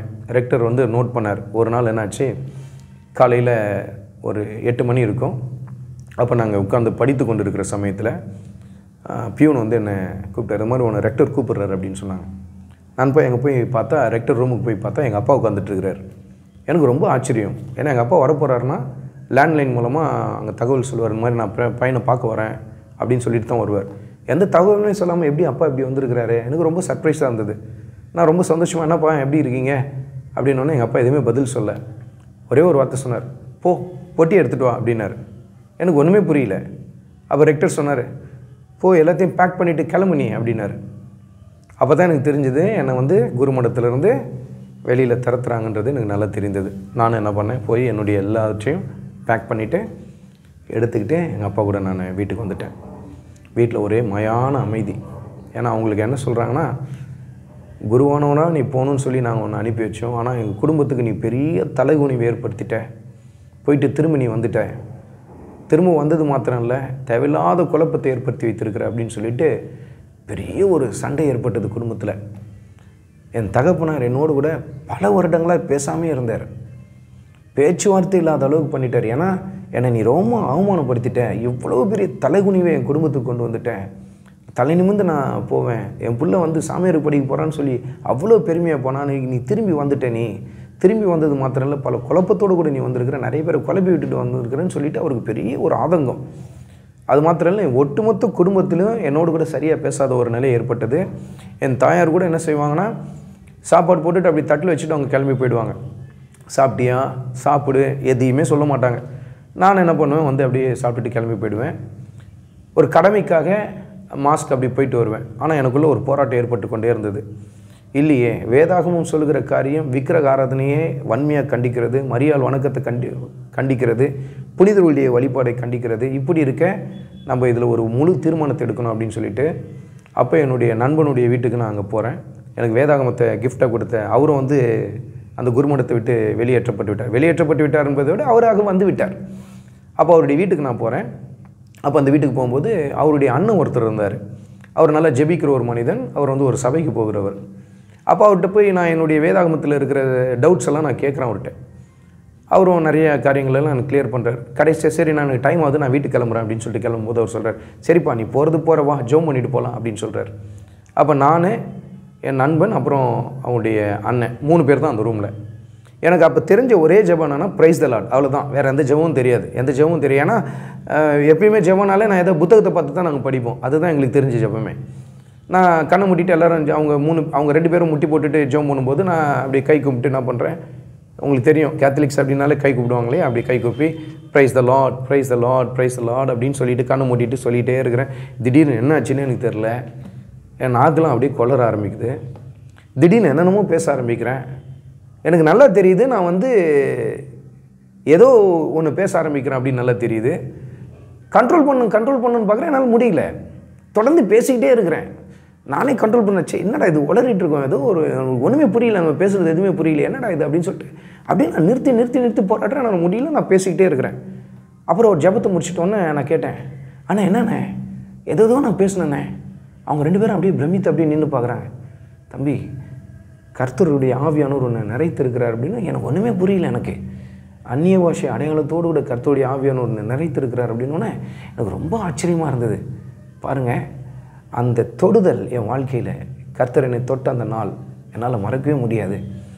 அந்த நாளில் எத்தனையோ சமயத்தில் நான் வந்து கர்த்தருக்கு பிரியமில்லாத காரியங்களை நான் செய்து அவருக்கு எதிரான பல காரியங்களை செய்து எனக்கு அவருடைய ஆவியானவரை ஆண்டவர் அந்த நான் கேட்பதற்கு முன்பாகவே எனக்கு கொடுத்தார் என்பது எனக்கு ஒரு பெரிய ஒரு பாக்கியமாய் தெரிந்தது. அது மாத்திரம் இல்லை, அன்றைக்கி நான் ரொம்ப சந்தோஷமாக வீட்டுக்கு வந்தேன். அப்போ ஒரு தீர்மானம் எடுத்தேன், இனிமேல் வேதாகமும் நமக்கு என்ன சொல்லுகிறதோ அதற்கு நம்ம கீழ்ப்படிவோம், வேறு எந்த கருத்துக்கு கீழ்ப்படிவோம் நான் சொல்லிட்டு ஒரு தீர்மானத்தை எடுத்தேன். அது சரியாக 1991 அந்த வருடத்தின் இறுதி நாட்களில் இந்த காரியங்கள் நடைபெறுகிறது. அப்போ நான் என்ன பண்ணுறேன், ஒரு தீர்மானம் எடுக்கிறேன், இனிமேல் நம்ம மூழ்கி ஞானஸ்தானம் எடுப்பதற்கு நம்ம ஒப்பு கொடுக்கணும்னு சொல்லிட்டு அப்போ அங்கே இருந்த ஒரு பெந்தகோஸ்தே சபையில் போய் இணைகிறேன். போய் 1 மாதம் தான் அந்த சபைக்கு போகிறேன். எப்பொழுதும் அவங்க டிசம்பர் 31 ஞானஸ்தான ஆராதனை நடத்துவார்கள். நான் போய் அந்த பாஸ்டர்கிட்ட போய் சொல்கிறேன், நான் ஞானஸ்தானம் எடுக்கணும் அப்படின்னு சொல்கிறேன். அப்போ என்னோடு கூட ஒரு பெரிய ஒரு ஐயா ஒருத்தர் வந்து, தம்பி ஞானஸ்தானம் கேட்குறாரு அப்படின்றார். உடனே அவர் கேட்டவர் ஒரு கேள்வி கேட்டார், தம்பி எத்தனை மாதமாக சபைக்கு வரீங்க அப்படின்னாரு. 1 மாதமாக தான் ஏன் வரேன் அப்படின்னு. 1 மாதமாக வந்து உங்களுக்குலாம் நான் ஞானஸ்தானம் தரமாட்டேன் அப்படின்னார். எனக்கு உடனே ஒரு மாதிரி ஆச்சு. உடனே கேட்டேன், நீ அபிஷேகம் பெற்றுட்டியா அப்படின்னார். வாங்கிட்டேன் ஐயா, அபிஷேகம் எனக்கு கிடச்சிச்சு ஐயா அப்படின்னு. கர்த்தருடைய ஆவியானவர் நிரப்பிட்டார் தம்பி, இனிமேல் நான் என்னத்துக்கு உனக்கு தண்ணீரை விளக்கணும், நீ வந்து ஞானஸ்தானம் எடுத்துக்க அப்படின்னு சொல்லிட்டார். எனக்கு ரொம்ப சந்தோஷமாயிடுச்சு. அப்போ நான் ஞானஸ்தானம் எடுக்கணும்னா வீட்டுக்கு தெரியாமல் தான் நான் எடுக்கணும். அப்போ எனக்கு ஏன்னா கேத்தலிக்கில் வந்து தெளிப்பு ஞானஸ்தானம் தான், குழந்தை ஞானஸ்தானம் தான். ஆனால் வந்து வேதம் சொல்வது மூழ்கி ஞானஸ்தானம் எடுப்பதை குறித்து போதிக்கிறது. அப்போ நான் மூழ்கி ஞானஸ்தானம் எடுக்கணும்னா என் ட்ரெஸ்ஸெல்லாம் நனைஞ்சு போயிடும். அந்த நனைஞ்சி ஈர துணியோடு வீட்டுக்கு போனேன்னா கண்டிப்பாக கண்டுபிடிச்சிடுவாங்க. அது இன்னும் பிரச்சனையாகும்னு சொல்லிட்டு நான் என்ன பண்ணுறேன், என்னுடைய ஃப்ரெண்டு வீட்டுக்கு நேராக போய் ஒரு லுங்கி மாத்திரம் வாங்கிக்கிட்டு வீட்டுக்கு தெரியாமல் December 31, அதாவது 1991 அன்றைக்கு போய் என்ன பண்ணுறேன், என்னுடைய சட்டையெல்லாம் கழட்டி வச்சுட்டு அந்த வெறும் லுங்கியை மாத்திரம் கட்டிட்டு போய் வீட்டுக்கு தெரியாமல் ஞானஸ்தானம் எடுத்துகிட்டு திரும்ப பழையபடி என்னோடய ட்ரெஸ் எல்லாம் போட்டுட்டு வீட்டுக்கு போயிட்டேன். அன்றைக்கி ஒரு தீர்மானம் எடுத்தேன், இனிமேல் கர்த்தரை முழு இருதயத்தோடு கூட நம்ம ஆராதிக்கணும்னு சொல்லிட்டு அதோடு கூட பாரம்பரிய காரியங்கள் எல்லாவற்றுக்கும் முற்றுப்புள்ளி வைத்தேன். அது என் வீட்டில் பெரிய ஒரு சண்டை சச்சரவு ஏற்படுத்தினது. என்னை அப்படியே ஒதுக்கி வைத்தாங்க. அப்போ எனக்கு வயது வெறும் 17 தான். முற்றிலுமா ஒதுக்கி வைத்தாங்க. அப்போ நான் 12ஆம் வகுப்பு படித்து கொண்டு இருக்கிறேன். ஏன்னா 12ஆவது வகுப்பு நடுவில் தான் வந்து என்னை அந்த குருமடத்துலேருந்து வெளியே தரத்தி விட்டுட்டாங்க. அப்போ நான் வந்து பரவாயில்ல, கர்த்தர் நமக்கு ஆதரவாக இருக்கிறார் அப்படின்னு சொல்லிட்டு நான் என்ன பண்ணுறேன், முழு மூச்சோடு கூட கர்த்தரை தேட ஆரம்பிக்கிறேன். ஒரு முறை உச்சக்கட்ட ஒரு போராட்டம் நடைபெற ஆரம்பிக்கிறது. அப்போ நான் செய்கிற சில செய்கைகள்லாம் பார்த்து எங்கள் அண்ணன் வந்து என்ன பண்ணுறான், இவன் செய்கிறதெல்லாம் பார்த்தா இவன் வந்து ஞானஸ்தானம் எடுத்துகிட்டு இருப்பான் போல இருக்குது அப்படின்னு சொல்லி எங்கள் அப்பாட்ட அவன் சொல்கிறான். இவன் செய்கிறதெல்லாம் பார்த்தா இவன் ஞானஸ்தானம் எடுத்துகிட்டு இருப்பான் போல இருக்குது எதுவும் சபையில் போய் அப்படின்னா. உடனே எங்கள் அப்பா வந்து கேட்டார், ஞானஸ்தானம் எடுத்துட்டியா அப்படின்னு சொல்லி கேட்டார். நான் உடனே என்ன சொன்னேன், ஆமாப்பா எடுத்துட்டேன் அப்படின்னு சொன்னேன். உடனே என்னாச்சு, பயங்கர சண்டை திரும்ப. அப்போ நான் என்ன பண்ணேன், ஒரு வார்த்தை சொன்னேன், இனிமேல் எடுக்க மாட்டேன்பா அப்படின்னேன். இனிமேல் நான் எடுக்க மாட்டேன்பா அப்படின்னேன். அடிக்க வந்தவர் என்ன பண்ணார், எங்கள் பெரியவனை வந்து கைப்பிடிச்சிட்டு, அவன் தான் இனிமேல் எடுக்க மாட்டேன்னு சொல்கிறான்ல விட்டுருங்க அப்படின்னாரு. பாருங்கள் நாங்கள் எந்த அளவுக்கு இருந்திருக்கிறோம் பாருங்கள். அப்போ எங்கள் வீட்டில் என்ன தான் கிறிஸ்துவ குடும்பமாக இருந்தாலும் ஞானஸ்தானம் ஒரு முறை தான் எடுக்கணுன்ற அந்த அடிப்படை காரியங்கள் கூட அவங்களுக்கு தெரியல பாருங்கள். நான் இனிமேல் எடுக்க மாட்டேன்னு அவர் என்ன பண்ணிட்டாரு, விட்டுட்டு போயிட்டார் பார்த்துங்க. அப்போ எந்த அளவுக்கு அந்த பாரம்பரியத்தில் இருக்கிறவர்கள் வேதாகமத்தை விட்டு விலகி காணப்படுகிறார்கள் என்பதை பாருங்கள். வேதாகமத்தை நாம் வாசிக்க ஆரம்பித்தாலே ஆண்டவர் இயேசு கிறிஸ்துவிலே நம்ம நெருங்கி போக ஆரம்பிச்சிடுவோம். அப்போ அதோடு கூட என்னை தண்ணி தெளித்து விட்ட மாதிரி விட்டுட்டாங்க. நீ எக்கேடு கட்டோ போ அப்படின்னு சொல்லி விட்டுட்டார் எங்கள் அப்பா. அப்போ நான் வந்து என்னாச்சு, அதே சாந்தோம் ஸ்கூலில் வீட்டிலேருந்து நான் புறப்பட்டு போய் கொண்டு வந்துக்கிறேன். வீட்டிலேருந்து நான் சாந்தோம் ஸ்கூலுக்கு போயிட்டு வரேன். அப்போ எனக்குள்ள ஒரு ஆதங்கம் ஏற்பட்டது. நம்ம கர்த்தரை அறியாத நாட்களில் மரியாயின் சேனை என்று சொல்லி இந்த பள்ளிக்கூடத்தில் ஆரம்பித்து எத்தனையோ பேருக்கு வந்து தவறான ஒரு மாதிரியை நம்ம காட்டிட்டோம். இதே பள்ளிக்கூடத்தில் கண்டிப்பாக ஒரு ப்ரேயர் செல் நம்ம ஆரம்பிக்கணும் அப்படின்னு சொல்லி எனக்குள்ளே ஒரு ஆசை ஏற்பட்டது. அதற்காக நானும் என் நண்பனும் என்னோடு கூட இருந்த என் கிளாஸ்மேட் நாங்கள் 2 பேரும் இணைந்து ஜெபிக்க ஆரம்பித்தோம். அப்பொழுது கர்த்தர் எங்களுக்கு வாசலை திறந்தார். அப்போ நான் முதல்ல போய் பிரின்ஸ்பாலை போய் அப்ரோச் பண்ணுறேன். இது மாதிரி நம்ம ஸ்கூலில் வந்து ஒரு ப்ரேயர் செல் ஆரம்பிக்கணும் அப்படின்னு சொல்லி கேட்குறேன். அவர் ரொம்ப சந்தோஷமாக ஒரு வார்த்தை சொன்னார், நம்ம ஸ்கூலில் இந்த மாதிரி ஒரு எந்த ஸ்டூடெண்ட்டும் வந்து கேட்டதே இல்லை, எனக்கு ரொம்ப சந்தோஷமாக இருக்குது. அது மாத்திரம் இல்லை, நீ ப்ரேயர் செல் ஆரம்பிக்கும் போது நான் தான் ஆளாக அங்கே வருவேன் அப்படின்னு சொன்னார். எனக்கு ரொம்ப சந்தோஷமாயிடுச்சு. அந்த ப்ரேயர் செல் நாங்கள் ஆரம்பித்தோம். அப்போ அங்கே இருந்த ஒரு நல்ல ஆவிக்குரிய ஒரு ஆசிரியர் ஒருவர், தாமஸ் என்கிற ஒரு ஆசிரியர் ஒருவர் இருந்தார். அவர் அக்கௌண்டன்சி பாடம் எனக்கு சொல்லிக் கொடுத்தவர். அவர் நல்ல கர்த்தருக்குள்ள அந்த விசுவாசத்தில் இருந்த ஒரு மனிதன். அவர் தான் அன்றைக்கி வந்து அதை ஆர்கனைஸ் பண்ணி நல்லா நடத்தினார். நிறைய ஸ்டாஃப்ஸ் வந்து கலந்து கொண்டாங்க, ஸ்டூடெண்ட்ஸ் வந்து கலந்து கொண்டாங்க. எனக்கு ரொம்ப சந்தோஷமாக இருந்தது. அது தொடர்ச்சியாக அந்த ப்ரேயர்ஸில் நான் இருக்கிற வரையிலும் நான் என்னுடைய ஃப்ரெண்டும் தொடர்ந்து அதை நடத்தி கொண்டு இருந்தோம். அப்போ இப்படி தான் வந்து படிப்படியாய் கர்த்தருக்குள்ள அப்படியே நான் வர ஆரம்பித்தேன். அப்போ வந்து இப்பொழுது பெந்தகோஸ்து சபையில் போக ஆரம்பித்தவுடன் அப்போ மீண்டும் எனக்கு ஒரு பிரச்சனை ஏற்பட ஆரம்பித்தது. அது என்னவென்று சொன்னால், வேதத்தை அதிகமாக வாசிக்க பெந்தகோஸ்து சபைகளில் காணப்படுகிற அந்த பிரச்சனைகள் எல்லாம் என் கண்களில் அப்படியே தெரிய ஆரம்பிக்கிறது. மிக குறிப்பாக அங்கே பெந்தகோஸ்து சபைகளில் அதிகமாக சொல்லப்படுற ஒரு காரியம் என்னென்னா, பாஸ்டர் சொன்னால் நீ கேட்டு தான் ஆகணும், அவர் என்ன சொல்கிறாரோ அதை கேட்டு தான் நீ ஆகணும் அப்படின்னு சொல்கிறாங்க. இது என்னால் ஏற்றுக்கொள்ளவே முடியல. ஏன்னா பாஸ்டர் சொல்கிற பல காரியங்கள் வேதத்தோடு கூட ஒத்து வராமல் இருக்கிறத நான் பார்க்க ஆரம்பிக்கிறேன். அப்போ நான் உடனே பாஸ்டர்கிட்ட போய் நான் கேட்குறேன். அவர் என்ன சொல்கிறாருன்னா, மருந்து மாத்திரை எடுக்கவே கூடாது அப்படின்னு சொல்லி அவங்க ப்ரீச் பண்ணுறாங்க. அப்போ நான் கேட்டேன், பாஸ்டர் நீங்கள் மருந்து மாத்திரை எடுக்கக்கூடாதுன்னு சொல்கிறீங்க, அப்போ எப்படி நீங்கள் கண்ணாடி போட்டுட்ருக்கிறீங்க அப்படின்னு நான் ஒரு கேள்வி கேட்டேன்.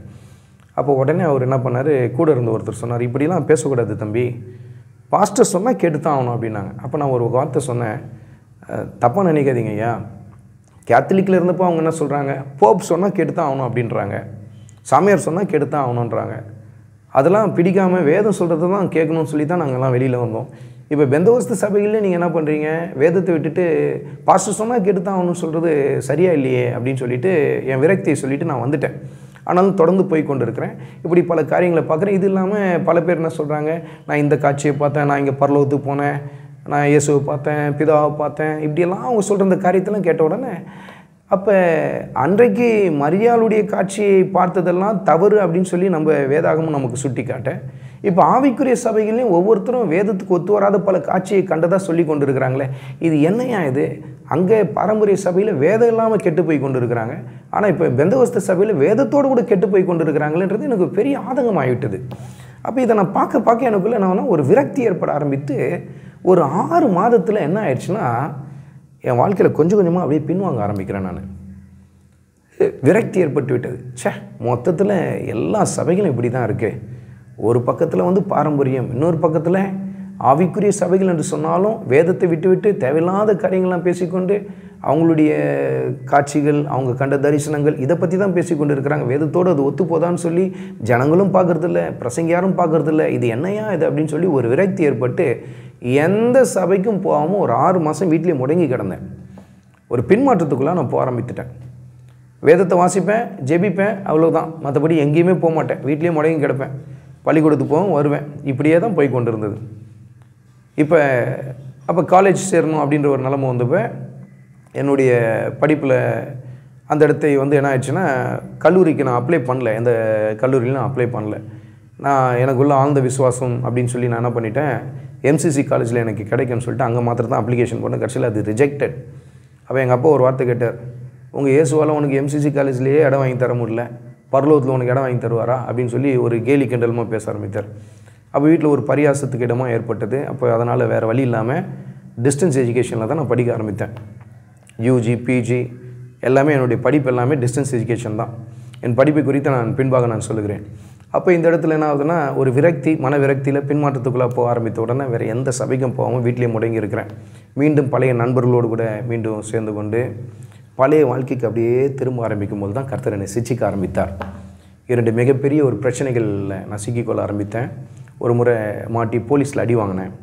அப்போ தான் நான் யோசித்தேன், இது கர்த்தர் எனக்கு தருகிற சிச்சை. அப்போ நம்ம ஏன் மற்றவங்கள்ட்ட போய் கிறிஸ்துவை தேடணும்? நாம் கிறிஸ்துவை காட்டுவோம். நம்ம வாழ்க்கையில் ஆண்டவர் இயேசு கிறிஸ்துவை வெளிப்படுத்துவோம். கர்த்தருடைய வார்த்தையை நம்ம என்ன பண்ணுவோம், அந்த வார்த்தைப்படி நம்ம வாழ்வதற்கு நம்ம என்ன பண்ணுவோம், அந்த வாழ்க்கையை நம்ம செய்ய ஆரம்பிப்போம். கர்த்தருடைய வார்த்தைக்கு நம்ம சாட்சியான ஒரு வாழ்க்கையை வாழ ஆரம்பிப்போம் அப்படின்னு சொல்லிட்டு ஒரு தீர்மானம் எடுத்து அருகில் இருந்த ஒரு சபைக்கு என்னுடைய நண்பர் வேறு ஒருவர் என்னை அழைத்து கொண்டு போனார். அப்போ தொடர்ச்சியாக அங்கே போக ஆரம்பித்தேன். ஊழியங்களில் ஈடுபட ஆரம்பித்தேன். தெருப்பிரசங்க ஊழியம் எனக்கு ரொம்ப பிடித்த ஒரு ஊழியம். அப்பொழுது அந்த 17வது வயதில் என்னை தெருப்பிரசங்க ஊழியத்துக்கு அழைத்து கொண்டு போனாங்க. அந்த 17வது வயதில் நான் தெருப்பிரசங்க ஊழியத்தை செய்ய ஆரம்பித்து இன்றைய வரையிலும் அந்த தெருப்பிரசங்க ஊழியத்தை நான் செய்து கொண்டு இருக்கிறேன். அதுக்காக நான் கர்த்தருக்கு ரொம்ப நன்றி செலுத்துகிறேன். அது மாத்திரம் இந்த கைப்பிரதி ஊழியங்கள் இதெல்லாம் எனக்கு ரொம்ப, மருத்துவமனைக்கு போய் ஊழியம் செய்தல் இதெல்லாம் எனக்கு ரொம்ப சந்தோஷமாக இருந்தது. கொஞ்சம் கொஞ்சமாக கர்த்தருக்குள் நான் வளர்ந்து வர ஆரம்பித்தேன். அப்படியே நான் கர்த்தருக்குள் வளர்ந்து வர அப்படியே கொஞ்சம் என்ன ஆகுதுன்னா, சண்டே கிளாஸ் மினிஸ்ட்ரி அப்படின்னு கொஞ்சம் ஸ்டார்ட் ஆகுது. சிறு பிள்ளைகள் மத்தியில் ஊழியம் நடக்கிறது. சிறு பிள்ளைகள் மத்தியில் அந்த ஊழியம் நடந்த பின்பு அதன் பின்பாக வாலிபர்கள் மத்தியில் ஊழியம் செய்வதற்காக கர்த்தர் எனக்கு வாசலை திறந்து தரார். அப்போ நான் படிப்பில் ரொம்ப பின்தங்கினோன்னு நான் சொன்னேன். படிப்பு எனக்கு கொஞ்சம் கூட ஏறாது. ஆனால் நீங்கள் பாருங்கள், வேதம் சொல்லுகிறது, நீதிமொழிகள் 1வது அதிகாரம் 7வது வசனத்தில், கர்த்தருக்கு பயப்படுதலே ஞானத்தின் ஆரம்பம். அப்போ கர்த்தருக்கு அந்த பயப்படுகிற அந்த பயம் என் வாழ்க்கையில் அந்த +2ல் ஏற்பட்டது. அதுதான் ரட்சிப்பு எனக்கு ஏற்பட்டது. அந்த ரட்சிப்பு ஏற்பட்ட நாளிலிருந்து என் படிப்பில் ஒரு பெரிய மாற்றத்தை ஆண்டவர் தந்தார். பெரிய மாற்றத்தை தந்தார். படிப்பில் அவ்வளோ பின்தங்கினா கொஞ்சம் கொஞ்சமாக படிப்பில் நல்லா வளர்ந்து வர ஆரம்பித்தேன். என் சக நண்பர்கள் ஆச்சரியப்பட ஆரம்பித்தாங்க. இவனா இந்த ஆன்சர் சொல்கிறது? கிளாஸ் டாப்பர்ஸ் கூட பதில் சொல்லாத காரியத்துக்கு நான் பதில் சொல்ல ஆரம்பிப்பேன். எனக்கு ரொம்ப ஆச்சரியமாக இருக்கும். ஆனால் பாருங்கள், வேதத்தை படித்துக்கொண்டே இருப்பேன். வேதத்தை படித்துக்கொண்டே இருப்பேன். எனக்கு பாடத்தை படிக்கிறேனோ இல்லையோ, வேதாகமத்துக்கு நேரத்தை அதிகமாக செலவு பண்ணி கொண்டே இருப்பேன். இப்படியே போய்கொண்டு இருக்கும்போது என் படிப்பில் நல்ல ஒரு வளர்ச்சி ஆண்டவர் தர ஆரம்பித்தார். கல்லூரியில் கல்லூரியில் எனக்கு இடம் கிடைக்கல. எல்லா என்னுடைய படிப்பையும், இளங்கலையும் சரி முதுகலையும் சரி, யூஜியும் சரி பிஜி சரி, ரெண்டுமே நான் டிஸ்டன்ஸ் எஜுகேஷனில் தான் முடித்தேன். எம்ஃபிலும் நான் என்ன பண்ணேன், டிஸ்டன்ஸ் எஜுகேஷனில் தான் முடித்தேன். ஆனால் பார்த்தீங்கன்னா கர்த்தர் என்னை எங்கே கொண்டு போய் நிறுத்தினார்ன்னு சொன்னால், நம்ம இந்தியாவிலேயே நல்ல தலை சிறந்த பல யூனிவர்சிட்டிஸ் இருக்குது. அதில் காட்டாங்குளத்தூரில் ஒரு யூனிவர்சிட்டி ஒன்று இருக்குது. அந்த யூனிவர்சிட்டியில் கூட கர்த்தர் என்னை ஒரு பேராசிரியராக கொண்டு போய் நிறுத்தினார்.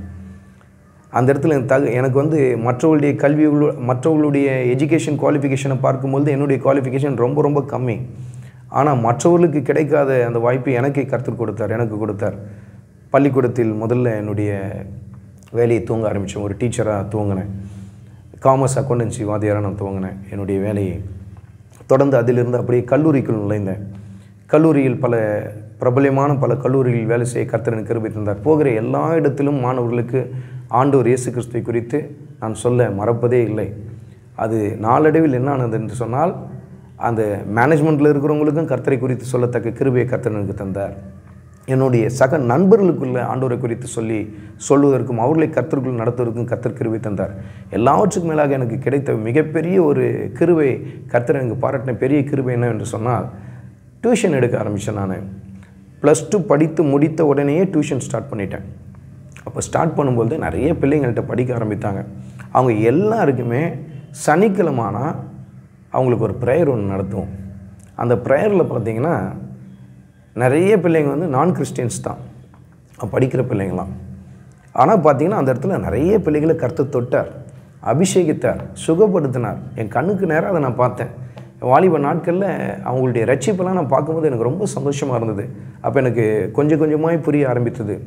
கர்த்தர் தன்னுடைய ஊழியத்தை செய்வதற்கு கர்த்தர் என்னை கொஞ்சம் கொஞ்சமாக ஆயத்தப்படுத்துகிறார் என்பதை நான் புரிந்து கொள்ள ஆரம்பித்தேன். அப்பொழுது தான் எனக்குள்ள ஒரு ஆசை ஏற்பட்டது. இது என்னுடைய ஆசை என்று சொல்ல முடியாது, தேவனுடைய சித்தமாய் காணப்பட்டது. ஏனென்றால் இத்தனை நாட்கள் பாரம்பரியத்தில் இருந்த நம்மை கர்த்தர் தொட்டு ரட்சித்து இப்படி கொண்டு வந்திருக்கிறார். அதை நம்ம ஒரு புத்தகமாக வெளியிடணும் அப்படின்னு சொல்லிட்டு முதல் ஒரு புத்தகத்தை ஒன்று எழுத கர்த்தர் கிருபை தந்தார். வேதமே வெளிச்சம் அப்படின்னு சொல்லிட்டு ஒரு புத்தகத்தை எழுத கர்த்தர் கிருபை தந்தார். அந்த புத்தகம் பல இடங்களில் போய் ரீச் பண்ணிச்சு. ஸ்டான்லி மெடிக்கல் காலேஜில் படிக்கிற ஒரு மெடிக்கல் காலேஜ் ஸ்டூடெண்ட்டை போய் அதை ரீச் ஆகி, அந்த ஸ்டூடெண்ட் அதை படித்து அவர் மனம் திரும்பி அவர் என்ன பண்ணார், அதை ராமேஸ்வரத்தில் இருக்கிற தன் சொந்த ஊருக்கு அந்த புத்தகத்தை அனுப்பி, அந்த புத்தகத்தை அங்கு அவர்கள் படித்து அதில் ஒரு கூட்டம் கர்த்தரை ஏற்றுக்கொண்டு, அதே சமயத்தில் சில பேர் எதிர்ப்பு தெரிவித்து அந்த புத்தகத்தை சில பேர் மொத்தமாக வாங்கி கிழித்து எரித்து போட்டது, இதெல்லாம் என் காதுகளுக்கு வந்தது. அது மாத்திரம் இல்லை, நான் இருந்த அந்த தண்டையார்பேட்டையில், அதாவது காசிமேட்டை சுற்றி இருக்கிற இடங்களில் இருக்கிற அந்த கோயிலில் இருக்கிற சில பேர் அந்த புத்தகத்தை படித்து விட்டு என்னை அடிப்பதற்காக என்ன பண்ணாங்க, ஒரு திட்டம் போட்டாங்க. அடிப்பதற்காக நாட்களை குறித்து விட்டார்கள். அடிப்பதற்கு எந்த இடத்துல என்னை வந்து அடிக்கணும் அப்படின்னு சொல்லி முடிவெல்லாம் எடுத்துட்டாங்க. ஆனால் பாருங்கள், தேவ கிருபை, அடிக்க வந்தவங்க சிதறி போயிட்டாங்க. யார் அன்றைக்கி வந்து மொத்தமாக வந்து என்னை அடிக்க முடியாதபடிக்கு சிதறி போயிட்டாங்க. அது மாத்திரம் இல்லை, அதில் யார் என்னை அடிக்கணும்னு சொல்லி ரொம்ப மூல காரணமாக இருந்தாரோ அந்த மனிதனை கர்த்தர் என்ன பண்ணார், தொட்டார். அவரை கர்த்தர் ரட்சித்தார். அவர் இன்றைக்கு கர்த்தர் எனக்கு கொடுத்த ஊழியத்தில் ரொம்ப முக்கிய பங்கை அவர் வகித்து கொண்டிருக்கிறார். அதுக்கான கர்த்தருக்கு நன்றி செலுத்துகிறேன். இப்படி கர்த்தர் கொஞ்சம் கொஞ்சமாய் தன்னுடைய ஊழியத்துக்கென்று என்னை உருவாக்க ஆரம்பித்தார். இப்படி வரும்பொழுது தான் கர்த்தருக்கென்று எழுத வேண்டும் என்று சொல்லி புத்தகங்களை எழுத ஆரம்பித்தேன். கர்த்தருடைய பெரிதான கிருபையினாலே ஒரு 5 புத்தகங்களை எழுத கர்த்தர் எனக்கு கிருபை தந்தார். அது மாத்திரமல்ல, கைப்பிரதி ஊழியங்களில் கைப்பிரதிகள் 25க்கும் மேற்பட்ட கைப்பிரதிகள் எழுத கர்த்தர் எனக்கு கிருபை தந்தார். அது மாத்திரமல்ல, கர்த்தர் எனக்குள் ஒரு ஆழமான ஒரு தரிசனத்தை ஏற்படுத்த ஆரம்பித்தார். அது என்னவென்று சொன்னால், சபைகளை நிறுவுதல் என்று சொல்லி கர்த்தர் என்னோடு கூட இடைப்பட ஆரம்பித்தார். வேதத்தை அடிப்படையாய் கொண்டு, வார்த்தை மாத்திரம் மையமாய் கொண்டு இயங்குகிற சபையாய், கர்த்தருடைய வார்த்தை மாத்திரம் அதில் இருக்க வேண்டும் என்று சொல்லி ஒரு ஊழியத்தை துவங்க வேண்டும் என்று சொல்லி கர்த்தர் என் உள்ளத்திலே பாரப்படுத்தினார். அப்பொழுது 2002இல் சபை ஊழியத்தை முதல் முறை துவங்க ஆரம்பிப்பதற்கு முன்பாக நான் ஆண்டவரிடத்தில் ஒரு காரியத்தை கேட்டேன். ஆண்டவரே, சபை ஊழியத்தை தொடங்கணும்னு சொல்லி என் உள்ளத்தில் பாரத்தை வைக்கிறீங்க. ஆனால் எத்தனையோ பேர் வந்து சபை ஊழியத்தின் மீது சொல்லுகிற மிக முக்கியமான ஒரு குற்றச்சாட்டு என்னென்னா, வேலை வெட்டி இல்லைன்னா சபை தொடங்கிடுவானுங்க, வருமானம் சம்பாதிக்கிறதுக்கு நல்ல வழியை பார்த்துருக்குறானுங்க, இப்படி சொல்கிறாங்க. அது மாத்திரம் இல்லை, பெந்தகோஸ்து சபைகள் என்று சொன்னாலே பணம் பிடுங்குற கூட்டம் அப்படின்னு சொல்லி ஒரு பெயர் ஏற்பட்டு இருக்குது.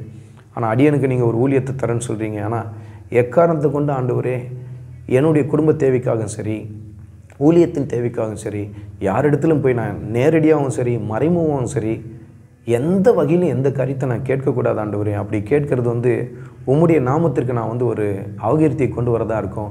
கர்த்தரனுக்கு கிருபை தர வேண்டும் என்று சொல்லி ஆண்டவருடைய சமூகத்தில் நான் ஜெபத்தை ஏறெடுத்தேன். இன்றைய நாள் வரையிலும் ஊழியத்தில் ஒரு நாள் ஆகிலும் நேரடியாகவும் சரி, மறைமுகமாகவும் சரி, யாரிடத்துலையும் போய் எந்த காரியத்தை நான் ஜெப குறிப்பாய் கூட சொன்னது இல்லை. எவ்வளவு தேவை இருந்தாலும் சரி, அந்த தேவையை நான் கர்த்தருடைய சமூகத்தில் சொல்வேன். கர்த்தர் அதை சந்திப்பார். கர்த்தருடைய ஊழியத்தை துவங்கி ஒரு சில மாதங்களில் எனக்கு திருமண வாழ்க்கையும் கர்த்தர் ஏற்படுத்தி தந்தார். என்னுடைய மனைவியும் இந்த பாரம்பரிய சபையின் பின்னணியை சேர்ந்தவர்களாக தான் காணப்பட்டார்கள். அவர்களையும் கர்த்தர் தொட்டு ரட்சித்து அவர்கள் ரட்சிக்கப்பட்டவர்களாகவே என்னுடைய வாழ்க்கை துணையாய் கர்த்தர் எனக்கு தந்தார். அவருடைய பெயர் ஜூலியானா. அவர்களும் அதோடு கூட எனக்கு 2 பிள்ளைகளை, பெண் பிள்ளைகளை கர்த்தர் கொடுத்தார். இரட்டை பிள்ளைகளை கர்த்தர் கொடுத்தார். அவர்களும் ஊழியத்தில் எனக்கு மிக உறுதுணையாய் இன்றைய நாள் வரையிலும் கர்த்தருடைய ஊழியத்தில் பங்கெடுத்து கொண்டிருக்கிறார்கள். அது மாத்திரமல்ல, கர்த்தர் சபைகளை ஸ்தாபிக்க கர்த்தர் எனக்கு கிருபை தந்தார். அதில் மிக குறிப்பாக நீங்கள் பார்ப்பீர்கள் என்று சொன்னால், கர்த்தர் சபை ஊழியத்தை துவங்க வேண்டும் என்று சொல்லி என் உள்ளத்தில் இடைப்பட்டவுடன் நான் கர்த்தரில் ஒரு காரியத்தை கேட்டேன். ஆண்டவரே, சபை ஊழியத்தை துவங்க சொல்கிறீங்க, ஆனால் ஒரு சபை என்று சொன்னாலே அடிப்படையாக ஒரு திருவிருந்து பாத்திரம் இருக்கணும். ஆனால் அந்த திருவிருந்து பாத்திரத்தை வாங்கிறது கூட என்னுடைய கரங்களில் பணம் இல்லையே அப்படின்னு சொல்லி ஆண்டவர்கிட்ட நான் கேட்குறேன். அப்போ என்ன நடக்குது, கர்த்தர் என்னுடைய உள்ளத்தில் சபை ஊழியத்தை ஆரம்பிக்கணும்னு சொல்லி பேசுகிறதே வேறு யாருக்கும் தெரியாது. கர்த்தருக்கு தெரியும், எனக்கு தெரியும், அவ்வளோதான். அதை வேறு யார்கிட்டையும் நான் பகிர்ந்து கொள்ளவில்லை. அப்பொழுது எனக்கு திருமணமும் ஆகவில்லை. அதனால் யார்கிட்டையும் போய் நான் அதை பகிர்ந்து கொள்ளலை. அப்போ என்ன பண்ணுறேன், நான் ஒரு வேலையை முடித்து விட்டு வீட்டுக்கு வருகிறேன். என் வண்டியை நிறுத்திட்டு அதை ஸ்டாண்ட் போட்டுட்டு அப்படி இறங்கும்போது ஒரு சகோதரன் என்னை சந்தித்து என் கரங்களில் என்ன பண்ணுறாரு, ஒரு கவர் ஒன்று கொடுத்துட்டு, நீங்கள் சர்ச்சை ஆரம்பிக்க போகிறீங்க, அதுக்கு இந்தாங்க காணிக்க அப்படின்னு சொன்னார். எனக்கு ரொம்ப அதிர்ச்சியாக இருந்தது. என்னடா இது, சபை ஆரம்பிக்க போகிறது கர்த்தர் நம்ம உள்ளத்தில் சொன்ன காரியம், இது எப்படி இந்த சகோதரனுக்கு தெரிந்தது என்று சொல்லி பாருங்கள். இப்படி எவ்வளவு ஆச்சரியமாய் கர்த்தர் அந்த இடத்தில் செய்தது பாருங்கள். அதில் கர்த்தர் அடிப்படையாக ஒரு சபைக்கு என்ன காரியங்கள்லாம் வாங்க வேண்டுமோ அந்த காரியங்கள்லாம் வாங்கத்தக்க அந்த தொகையை கர்த்தர் எனக்கு கொடுத்தார்.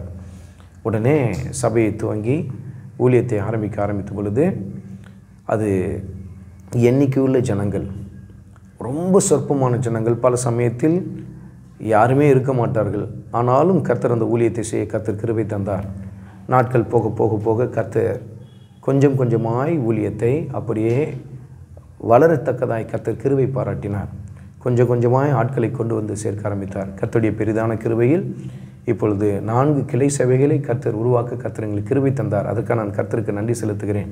கர்த்தரை நான் மகிமைப்படுத்துகிறேன். அது மாத்திரமல்ல, இந்த ஊழியத்தில் கர்த்தர் செய்கிற மிக முக்கியமான ஒரு காரியம் என்னவென்று சொன்னால், கர்த்தருடைய வார்த்தையை அடிப்படையாய் கொண்டு மாத்திரம் கர்த்தருடைய ஊழியத்தை செய்தல். இதுதான் கர்த்தர் அடியனுக்கு தந்த தரிசனம்.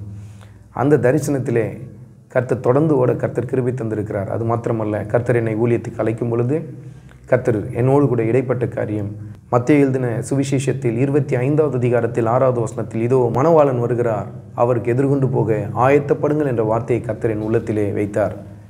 கர்த்தருடைய வருகைக்கென்று ஜனங்களை ஆயத்தப்படுத்துதல், நாம் ஆயத்தமடைதல், மற்றவர்களையும் ஆயத்தப்படுத்துதல், தேவ ஜனங்களை கர்த்தருடைய வருகைக்கென்று ஆயத்தப்படுத்த வேண்டும் என்கிற அந்த தரிசனத்தை கர்த்தர் எனக்கு தந்தார். அது மாத்திரமல்ல, சுவிசேஷத்தை பிரசங்கித்தல், சபைகளை நிறுவுதல் என்று சொல்லி கர்த்தரின் உள்ளத்திலே தொடர்ந்து இடைப்பட ஆரம்பித்தார். இப்படியே கர்த்தர் ஊழியத்தில் வளர்ந்து வர கிருபை தந்தார். இது நாளடைவில் அப்படியே வளர்ந்து வர ஆரம்பித்து இன்றைய நாளிலும் கர்த்தர் தொடர்ச்சியாய் ஊழியத்தை செய்யவும் அந்த ஊழியத்தில் பெரிய வளர்ச்சியை காணவும் கர்த்தர் கிருபை தந்தார்.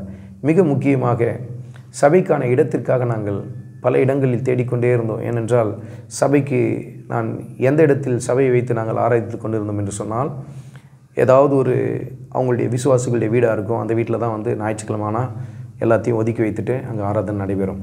ஒரு காலகட்டத்தில் சபைக்கு இடமே கிடைக்காத ஒரு நிலை ஏற்பட்டு விட்டது. அப்படிப்பட்ட ஒரு நிலை ஏற்பட்டது. அப்பொழுது தான் என் சபைக்கு ஒரு குடும்பம் வந்தார்கள். அவர்களுக்குள்ளாக ஒரு தீர்மானம் எடுத்திருந்தாங்களாம்.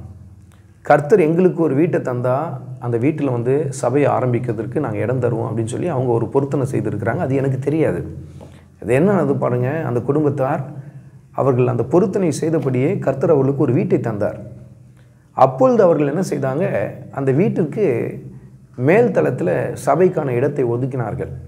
அப்போ அந்த சபை கட்டுவதற்கான ஆயத்த பணிகளை அவங்க செய்து கொண்டிருக்கும் பொழுது, அப்போ லோக்கலில் இருந்த வேற ஒரு பாஸ்டர் என்ன பண்ணியிருக்கிறாரு, நல்ல இடம் பெருசாக இருக்கே, எனக்கு ஊழியத்துக்கு தாங்க, நான் அதுக்கு வாடகை 50,000 தரேன் அப்படின்னு சொல்லி அவர் சொல்லியிருக்கிறார். உடனே அந்த குடும்பத்தார் என்ன சொல்லியிருக்கிறாங்க, இல்லை இது எங்கள் பாஸ்டருக்கு அவருடைய ஊழியத்துக்காக நாங்கள் கட்டுற இடம், நாங்கள் தரமாட்டோம் அப்படின்னு சொல்லிட்டாங்க. இதை என்கிட்ட பகிர்ந்து கொண்டாங்க. இதை கேட்ட உடனே எனக்கு பக்குன்னு ஆயிடுச்சு. என்னடா இது 50,000 ரூபாய் வாடகை தரத்துக்கு அவங்க ஆயத்தமாக இருக்கிறாங்க, இப்போ நம்ம என்ன வாடகை தரப்போகிறோம் அப்படின்னு சொல்லி எனக்குள்ளே ஒரு ஆதங்கம் ஏற்பட்டது. உடனே நான் கேட்டேன், எனக்கு என்னப்பா வாடகை அப்படின்னு கேட்டேன். அப்போ அவங்க என்ன சொன்னாங்க, வாடகைலாம் நாங்கள் எதுவுமே வாங்க போகிறதில்ல, ஆனால் பேருக்காக நீங்கள் வந்து ஒரு 1000 ரூபாய் கொடுங்க வாடகை அப்படின்னாங்க. எனக்கு ரொம்ப ஆச்சரியமாக இருந்தது. கர்த்தர் இப்படி ஜனங்களை ஏற்படுத்தி தந்தார். அப்போ நானும் என் மனைவியும் அமர்ந்து பேசி கொண்டு இருக்கிறோம். 50,000 வாடகை தருவதற்கு ஒரு மனுஷன் ஆயத்தமாக இருக்கிறான். இப்போ நம்ம ஏதாவது ஒரு வகையில்னாச்சும் ஒரு அட்வான்ஸ்னாச்சும் கொஞ்சம் ஒரு தொகையை நம்ம தரணும் அந்த வீட்டுக்கு அப்படின்னு சொல்லி நாங்கள் 2 பேரும் பேசிக்கொண்டு இருக்கிறோம் எங்கள் வீட்டில். இது வேறு யாருக்கும் தெரியாது. அப்போ என் மனைவி சொல்கிற ஒரு லட்சம்னாச்சும் நம்ம வாடகையாக தரணும் அப்படின்றோம். உடனே நான் நம்மள்ட்ட எவ்வளோ காசு இருக்குது அப்படின்றேன். பார்த்தீங்கன்னா சுத்தமாக என்கிட்ட காசே இல்லை. சிரித்து கொண்டே சொல்கிறேன், 1 லட்சம் தரலான்னு சொல்லி எப்படி, சரி பரவாயில்ல கர்த்தர் சித்தமானால் செய்வார் அப்படின்னு சொல்லிட்டு நாங்கள் பேசி கொண்டு இருக்கிறோம். அப்போ கதவு தட்டுற சத்தம் கேட்குது. கதவு போய் திறக்கிறேன். அப்போ நம்ம சபைக்கு வர ஒரு பிரதர் அங்கே வெளியில் நின்று கொண்டு இருக்கிறார். வாங்க பிரதர் உட்காருங்க அப்படின்னு சொல்லி உட்கார வச்சுட்டு அப்புறம் ஒரு சில காரியங்கள்லாம் அவர்கிட்ட பேசி முடித்த பின்பு ஜெபித்து விட்டு அவர் கிளம்பி போகும்போது என்ன பண்ணுறாரு, ஒரு கவர் என் கையில் கொடுக்குறாரு. நான் சொன்னேன், என்ன பிரதர் அப்படின்னு கேட்குறேன். இல்லைங்க பிரதர், உங்கள் கையில் கொடுக்க சொன்னார் கர்த்தர், என் உள்ளத்தில் உணர்த்தினார், நான் தான் எடுத்துன்னு வந்து தந்துருக்கிறேன் அப்படின்னு. நான் சொன்னேன், பிரதர் உங்கள் குடும்பத்துலேயே எவ்வளோ தேவைகள் இருக்குது, நீங்கள் தயவுசெய்து எடுத்துகிட்டு போங்க அப்படின்னு. இல்லை கர்த்தர் தான் என் உள்ளத்தில் உணர்த்தினார் அப்படின்னு சொல்லிவிட்டு அவர் கொடுத்துட்டு போயிட்டார். சரி நான் என்ன பண்ணேன், நானும் என் மனைவியும் அதை அப்படியே பார்த்து கொண்டு இருக்கிறேன். அவர் போன பிற்பாடு என்ன தான் இருக்குது அப்படின்னு எடுத்து பார்த்தா சரியாக 1 லட்சம் ரூபாய் அதில் இருந்தது. எனக்கு ரொம்ப ஆச்சரியமாக இருந்தது. நாங்கள் எங்கள் அறை வீட்டுக்குள் நான் என் மனைவியோடு கூட பேசி கொண்டு இருக்கிறேன். அந்த காரியத்தை கூட கர்த்தர் கேட்டு என்ன பண்ணுறாரு, பதில் கொடுத்தார். இப்படி ஊழியத்தில் எண்ணற்ற சாட்சிகள், தேவைகள் எல்லாம் கர்த்தர் சந்திக்க ஆரம்பித்தார். யாரிடத்துலையும் போய் எந்த காரியத்தையும் நாங்கள் நேரடியாகவும் சொன்னதில்லை, மறைமுகமாகவும் சொன்னதில்லை, ஒரு ஜெப குறிப்பாய் கூட பகிர்ந்து கொண்டதில்லை. ஆனால் கர்த்தர் எல்லா தேவைகளும் சந்திக்க ஆரம்பித்தார். ஒரு குறைவும் இல்லாமல் கர்த்தர் செய்ய ஆரம்பித்தார். என் பிள்ளைகளுடைய படிப்பின் காரியங்களில் கர்த்தர் அவர்களை ஆசீர்வதித்தார், அவருடைய தேவைகளை சந்தித்தார். அவர்களுடைய ஃபீஸ்லாம் வந்து பல ஆயிரங்களை போய் தொட்டது, இப்பொழுது லட்சங்களை போய் தொட்டது. ஆனாலும் கர்த்தர் அந்த தேவைகள் எல்லாம் சந்தித்து கொண்டே வருகிறார். எவ்வளோ ஆச்சரியமான காரியம். ஒரு ரூபாய் கூட நான் கைமாத்தான் வாங்க மாட்டேன், யார்கிட்டையும் கடனாக வாங்க மாட்டேன். இப்போ கொடுங்க நான் நாளைக்கு தந்துடுறேன் அப்படின்னு கூட கேட்க மாட்டேன். அது வந்து வேண்டாம், அப்படி செய்யக்கூடாது. கர்த்தர் கொடுக்குற நேரத்துக்காக நம்ம காத்திருப்போம், கர்த்தர் கொடுக்குற வரையிலும் காத்திருப்போம். கொடுக்காவிட்டால் அந்த காரியத்தை செய்ய வேண்டாம் என்று சொல்லி ஒரு தீர்மானத்தை எடுத்தோம். அப்படியே கர்த்தர் அந்த தேவையை சரியாக சந்திக்க ஆரம்பித்ததை நான் பார்த்தேன். அப்பொழுது என் உள்ளத்தில் கர்த்தர் வந்து ஒரு காரியத்தை உணர்த்தினார். தேவ செய்திகளை பதிவு செய்ய வேண்டும் என்று சொன்னார். அப்போல்லாம் பார்த்தீங்கன்னா வந்து அந்த 2002லலாம் வந்து யூடியூப்லாம் ரொம்ப ஃபேமஸ்லாம் இல்லை. இப்போ தான் யூடியூப்லாம் ரொம்ப ஃபேமஸ் ஆகிடுச்சு, சோஷியல் மீடியாலாம் ரொம்ப பாப்புலர் ஆகிடுச்சு. அப்போ அந்த யூடியூப் அந்த மாதிரிலாம் காரியங்கள்லாம் ரொம்ப அதிகமாக இல்லை, இன்டர்நெட்டும் ரொம்ப ஃபேமஸ் ஆனதில்லை. அப்போ என் உள்ளத்தில் கர்த்தர் பேசுகிறாரு, தேவ செய்திகளை பதிவு செய்ய வேண்டும், தேவ செய்திகள் பல தேசங்களில் கேட்கப்படும் அப்படின்னு சொல்கிறார். எனக்கு ரொம்ப ஆச்சரியமாக இருந்தது. என்ன ஆண்டவரே, சபையில் நான் பிரசங்கிக்கிற இடத்துலையே பிரசங்கத்தை கேட்கறதுக்கு ஆட்கள் இல்லை, ஆனால் நீங்கள் கர்த்தர் நீங்கள் என்னோடு கூட இப்படி பேசுகிறீங்க, பரவாயில்ல நீங்கள் சொல்கிற காரியத்தை நான் விசுவாசிக்கிறேன்னு சொல்லி உடனே அதை நான் என்னுடைய டைரியில் நோட் பண்ணிக்கிட்டேன். இப்படி தான் 95 கர்த்தர் என்னோடு கூட பேசினார். நீ புத்தகங்களை எழுதத்தக்கதாக கர்த்தர் நான் உனக்கு கிருபை தருவேன்னு சொன்னார், நீ புத்தகங்களை எழுதுவே அப்படின்னு சொன்னார். அப்போ எனக்கு அது ரொம்ப ஆச்சரியமாக இருந்தது. அதையும் நான் அப்படியே என் டைரியில் நோட் பண்ணி வைத்தேன். அதே போல் கர்த்தர் ஆவிக்குரிய புத்தகங்களை எழுத கர்த்தர் கிருபை தந்தார். கைப்பிரதிகளை வெளிப்பட கர்த்தர் எனக்கு கைப்பிரதிகளை வெளியிட கர்த்தர் எனக்கு கிருபை தந்தார். அதே போல் பாருங்கள், இப்போ கர்த்தர் என்னோடு கூட பேசினோன்னே எனக்கு ரொம்ப ஆச்சரியமாக இருந்தது. தேவ செய்திகளை பதிவு செய்கிறது எப்படி அப்படின்றது எனக்கு தெரியல. அப்பொழுது ஸ்டுடியோஸ்லாம் நிறையா இருக்கும், நிறையான்னு சொல்ல முடியாது, ஒரு சில இடங்கள்ல இருக்கும். அப்படி போனாலும் ரொம்ப செலவாகும் அந்த இடத்துலலாம். அப்போ எனக்கு வந்து ஒரு நபர் மூலமாக இந்த இடத்துல ஒரு ஸ்டுடியோ இருக்குது, அங்கே போய் பதிவு செய்யலாம் அப்படின்னு சொல்கிறாங்க. அப்போ நான் உடனே அந்த ஸ்டுடியோ அப்ரோச் பண்ணுறேன். அப்போ அந்த ஸ்டுடியோவில் வந்து ஒரு சகோதரன், நல்ல தெரிந்த ஒரு சகோதரன், அவர் வந்து என்ன பண்ணுறாரு, நீ வந்து பதிவு செய்யுங்கப்பா அப்படின்னு சொல்கிறாரு. ஆனால் அன்ஃபார்ச்சுனேட்லி என்ன ஆச்சுன்னா, அன்றைக்கி வேறு ஒரு புக்கிங் வந்ததுனால அங்கே பண்ண முடியல. உடனே அந்த சகோதரன் என்ன சொல்கிறாரு, எனக்கு ஒரு ஸ்டுடியோ நீலாங்கரையில் இருக்குது, அங்கே வந்து நீங்கள் பதிவு செய்யுங்க அப்படின்னு சொல்கிறாங்க. உடனே நான் கேட்குறேன், அண்ணா நான் எவ்வளோ தரணும் வாடகை, அதை கொஞ்சம் சொல்லுங்கள் அப்படின்றேன். ஏன்னா நான் ஆயத்தத்தோடு கூட வரணும் அப்படின்னு சொல்கிறேன். அவர் என்ன சொல்கிறாரு, அதெல்லாம் ஒன்றும் இல்லைப்பா, நீ வா அப்படின்னு சொல்கிறார், நீ வந்து பதிவு செய் அப்படின்னு சொல்கிறார். அப்போ நானும் என்ன பண்ணுறேன், புறப்பட்டு போய் அந்த இடத்துல போய் ரெக்கார்டிங் தியேட்டரில் போய் யூஸ் பண்ணுறேன். இரவு 10 மணிக்கு துவங்கின அந்த ரெக்கார்டிங் விடியற்காலை 4-5 மணி வரையிலும் போய் கொண்டு இருக்கிறது. முடித்த பின்பு நான் அந்த தம்பிகிட்ட கேட்குறேன், எவ்வளோ நான் பே பண்ணணும் அப்படின்னு கேட்குறேன். இல்லை அண்ணனே பே பண்ணிட்டாங்க, நீங்கள் கிளம்பி போங்க அப்படின்ட்டாங்க. அப்போ கர்த்தர் எல்லா தேவையிலும் சந்தித்தார். அதுதான் முதல் முறை தேவ செய்திகள் பதிவு செய்யப்படுகிற காரியமாய் மாறினது. அது அப்படியே படிப்படியாக வளர ஆரம்பித்தது. இப்பொழுதும் கர்த்தருடைய பெரிதான கிருபையினாலே ஒவ்வொரு நாளும் விடியற்காலையில் 3 நிமிட ஒரு தேவ செய்தியை கர்த்தர் சோஷியல் மீடியாவில் வெளியிட கர்த்தரின் கிருபை தந்திருக்கிறார். யூடியூப் சேனலில் நீங்கள் பார்த்தீங்கன்னா அப்பமும் தண்ணீரும் என்று சொல்லி ஒரு யூடியூப் சேனல் ஒன்று இருக்கிறது. அதில் ஒவ்வொரு நாளும் விடியற்காலையில் 3 நிமிட ஒரு தேவ செய்தி ஒன்று அந்த இடத்தில் கொடுக்கப்படும். அதே போல் சபையில் நடைபெறுகிற எல்லா ஆராதனைகளையும் நேரடியாக ஒளிபரப்பு செய்யவும் கர்த்தர் கிருபை தந்தார். அதற்காக இன்னொரு சேனலையும் ஸ்டார்ட் பண்ண கர்த்தர் கிருபை தந்தார். அது ஏஆர்எம் வேர்ட் அப்படின்னு சொல்லி ஒரு யூடியூப் சேனல். அதில் தேவ செய்திகள் அத்தனையும் அதில் பதிவு செய்யப்பட்டு நல்ல முறையில் எடிட் பண்ணப்பட்டு அது இன்றைய நாள் வரையிலும் அனைவருக்கு பிரயோஜனமாக இருக்கிறது. அது மாத்திரமல்ல, இந்த காரியங்கள்லாம் ஸ்டார்ட் பண்ணோம் அப்படின்னு சொல்லும் பொழுது கேமரா இந்த காரியங்கள் குறித்தெல்லாம் எனக்கு எந்தவித அடிப்படையான எந்தவித அந்த ஒரு ஞானமும் எனக்கு இல்லாமல் இருந்தது. ஆனால் பாருங்கள், கர்த்தர் இதை ஒளிப்பதிவு செய்ய வேண்டும் என்று சொல்லி என் உள்ளத்தில் பேசுகிறாரு. அடுத்த 1 மாதத்தில் ஒரு சகோதரன் சபைக்கு ஒரு கேமராவை ப்ரெசன்ட் பண்ணுறார். நான் அதை சொன்னது கூட இல்லை சபையில். ஆனால் கர்த்தர் ஒரு ஊழியத்திற்கான வாசலை திறக்கும்பொழுது அந்த தேவையை அந்த இடத்துல சந்திக்கிறத நான் கண்டு ஆச்சரியப்பட ஆரம்பித்தேன். இப்படியே கர்த்தர் ஒவ்வொரு காரியத்திலையும் மகிமைப்பட ஆரம்பித்தார். இன்றைய நாள் வரையிலும் கர்த்தருடைய ஊழியத்தை செய்ய கர்த்தர் எங்களுக்கு கிருபை தந்திருக்கிறார். எங்களுக்காகவும் என் குடும்பத்திற்காகவும் ஊழியங்களுக்காகவும் ஜெபித்துக் கொள்ளுங்கள். அதே போல் இந்த கிரைஸ்ட் காலிங் டிவியில் இந்த கர்த்தருடைய சாட்சியை பகிர்ந்து கொள்ள என்னை அன்போடு கூட அழைத்த அருமையான சகோதரன் டேனியலுக்காக நான் கர்த்தருக்கு நன்றி செலுத்துகிறேன். இன்னும் அவருடைய ஊழியங்கள் பறந்து விரிந்து போக அநேகர் இந்த சேனலில் கர்த்தருடைய நாமத்தை மகிமைப்படுத்த வேண்டும் என்று சொல்லி அவருடைய சேனலுக்காக நான் ஜெபித்துக் கொள்கிறேன். கர்த்தர் தாமே உங்கள் ஒவ்வொருவரும் ஆசீர்வதிப்பாராக. ஆமென். அன்பார்ந்த கிரைஸ்ட் காலிங் டிவி நேயர்களே, மேலும் இது போன்ற உங்களுடைய சாட்சிகளை எங்களுடைய சேனலில் கொடுக்க விருப்பமுள்ளவர்கள் எங்களை தொடர்பு கொள்ளுங்கள். தொடர்புக்கு 7200713563. கர்த்தர் தாமே உங்களை ஆசீர்வதிப்பாராக. ஆமென்.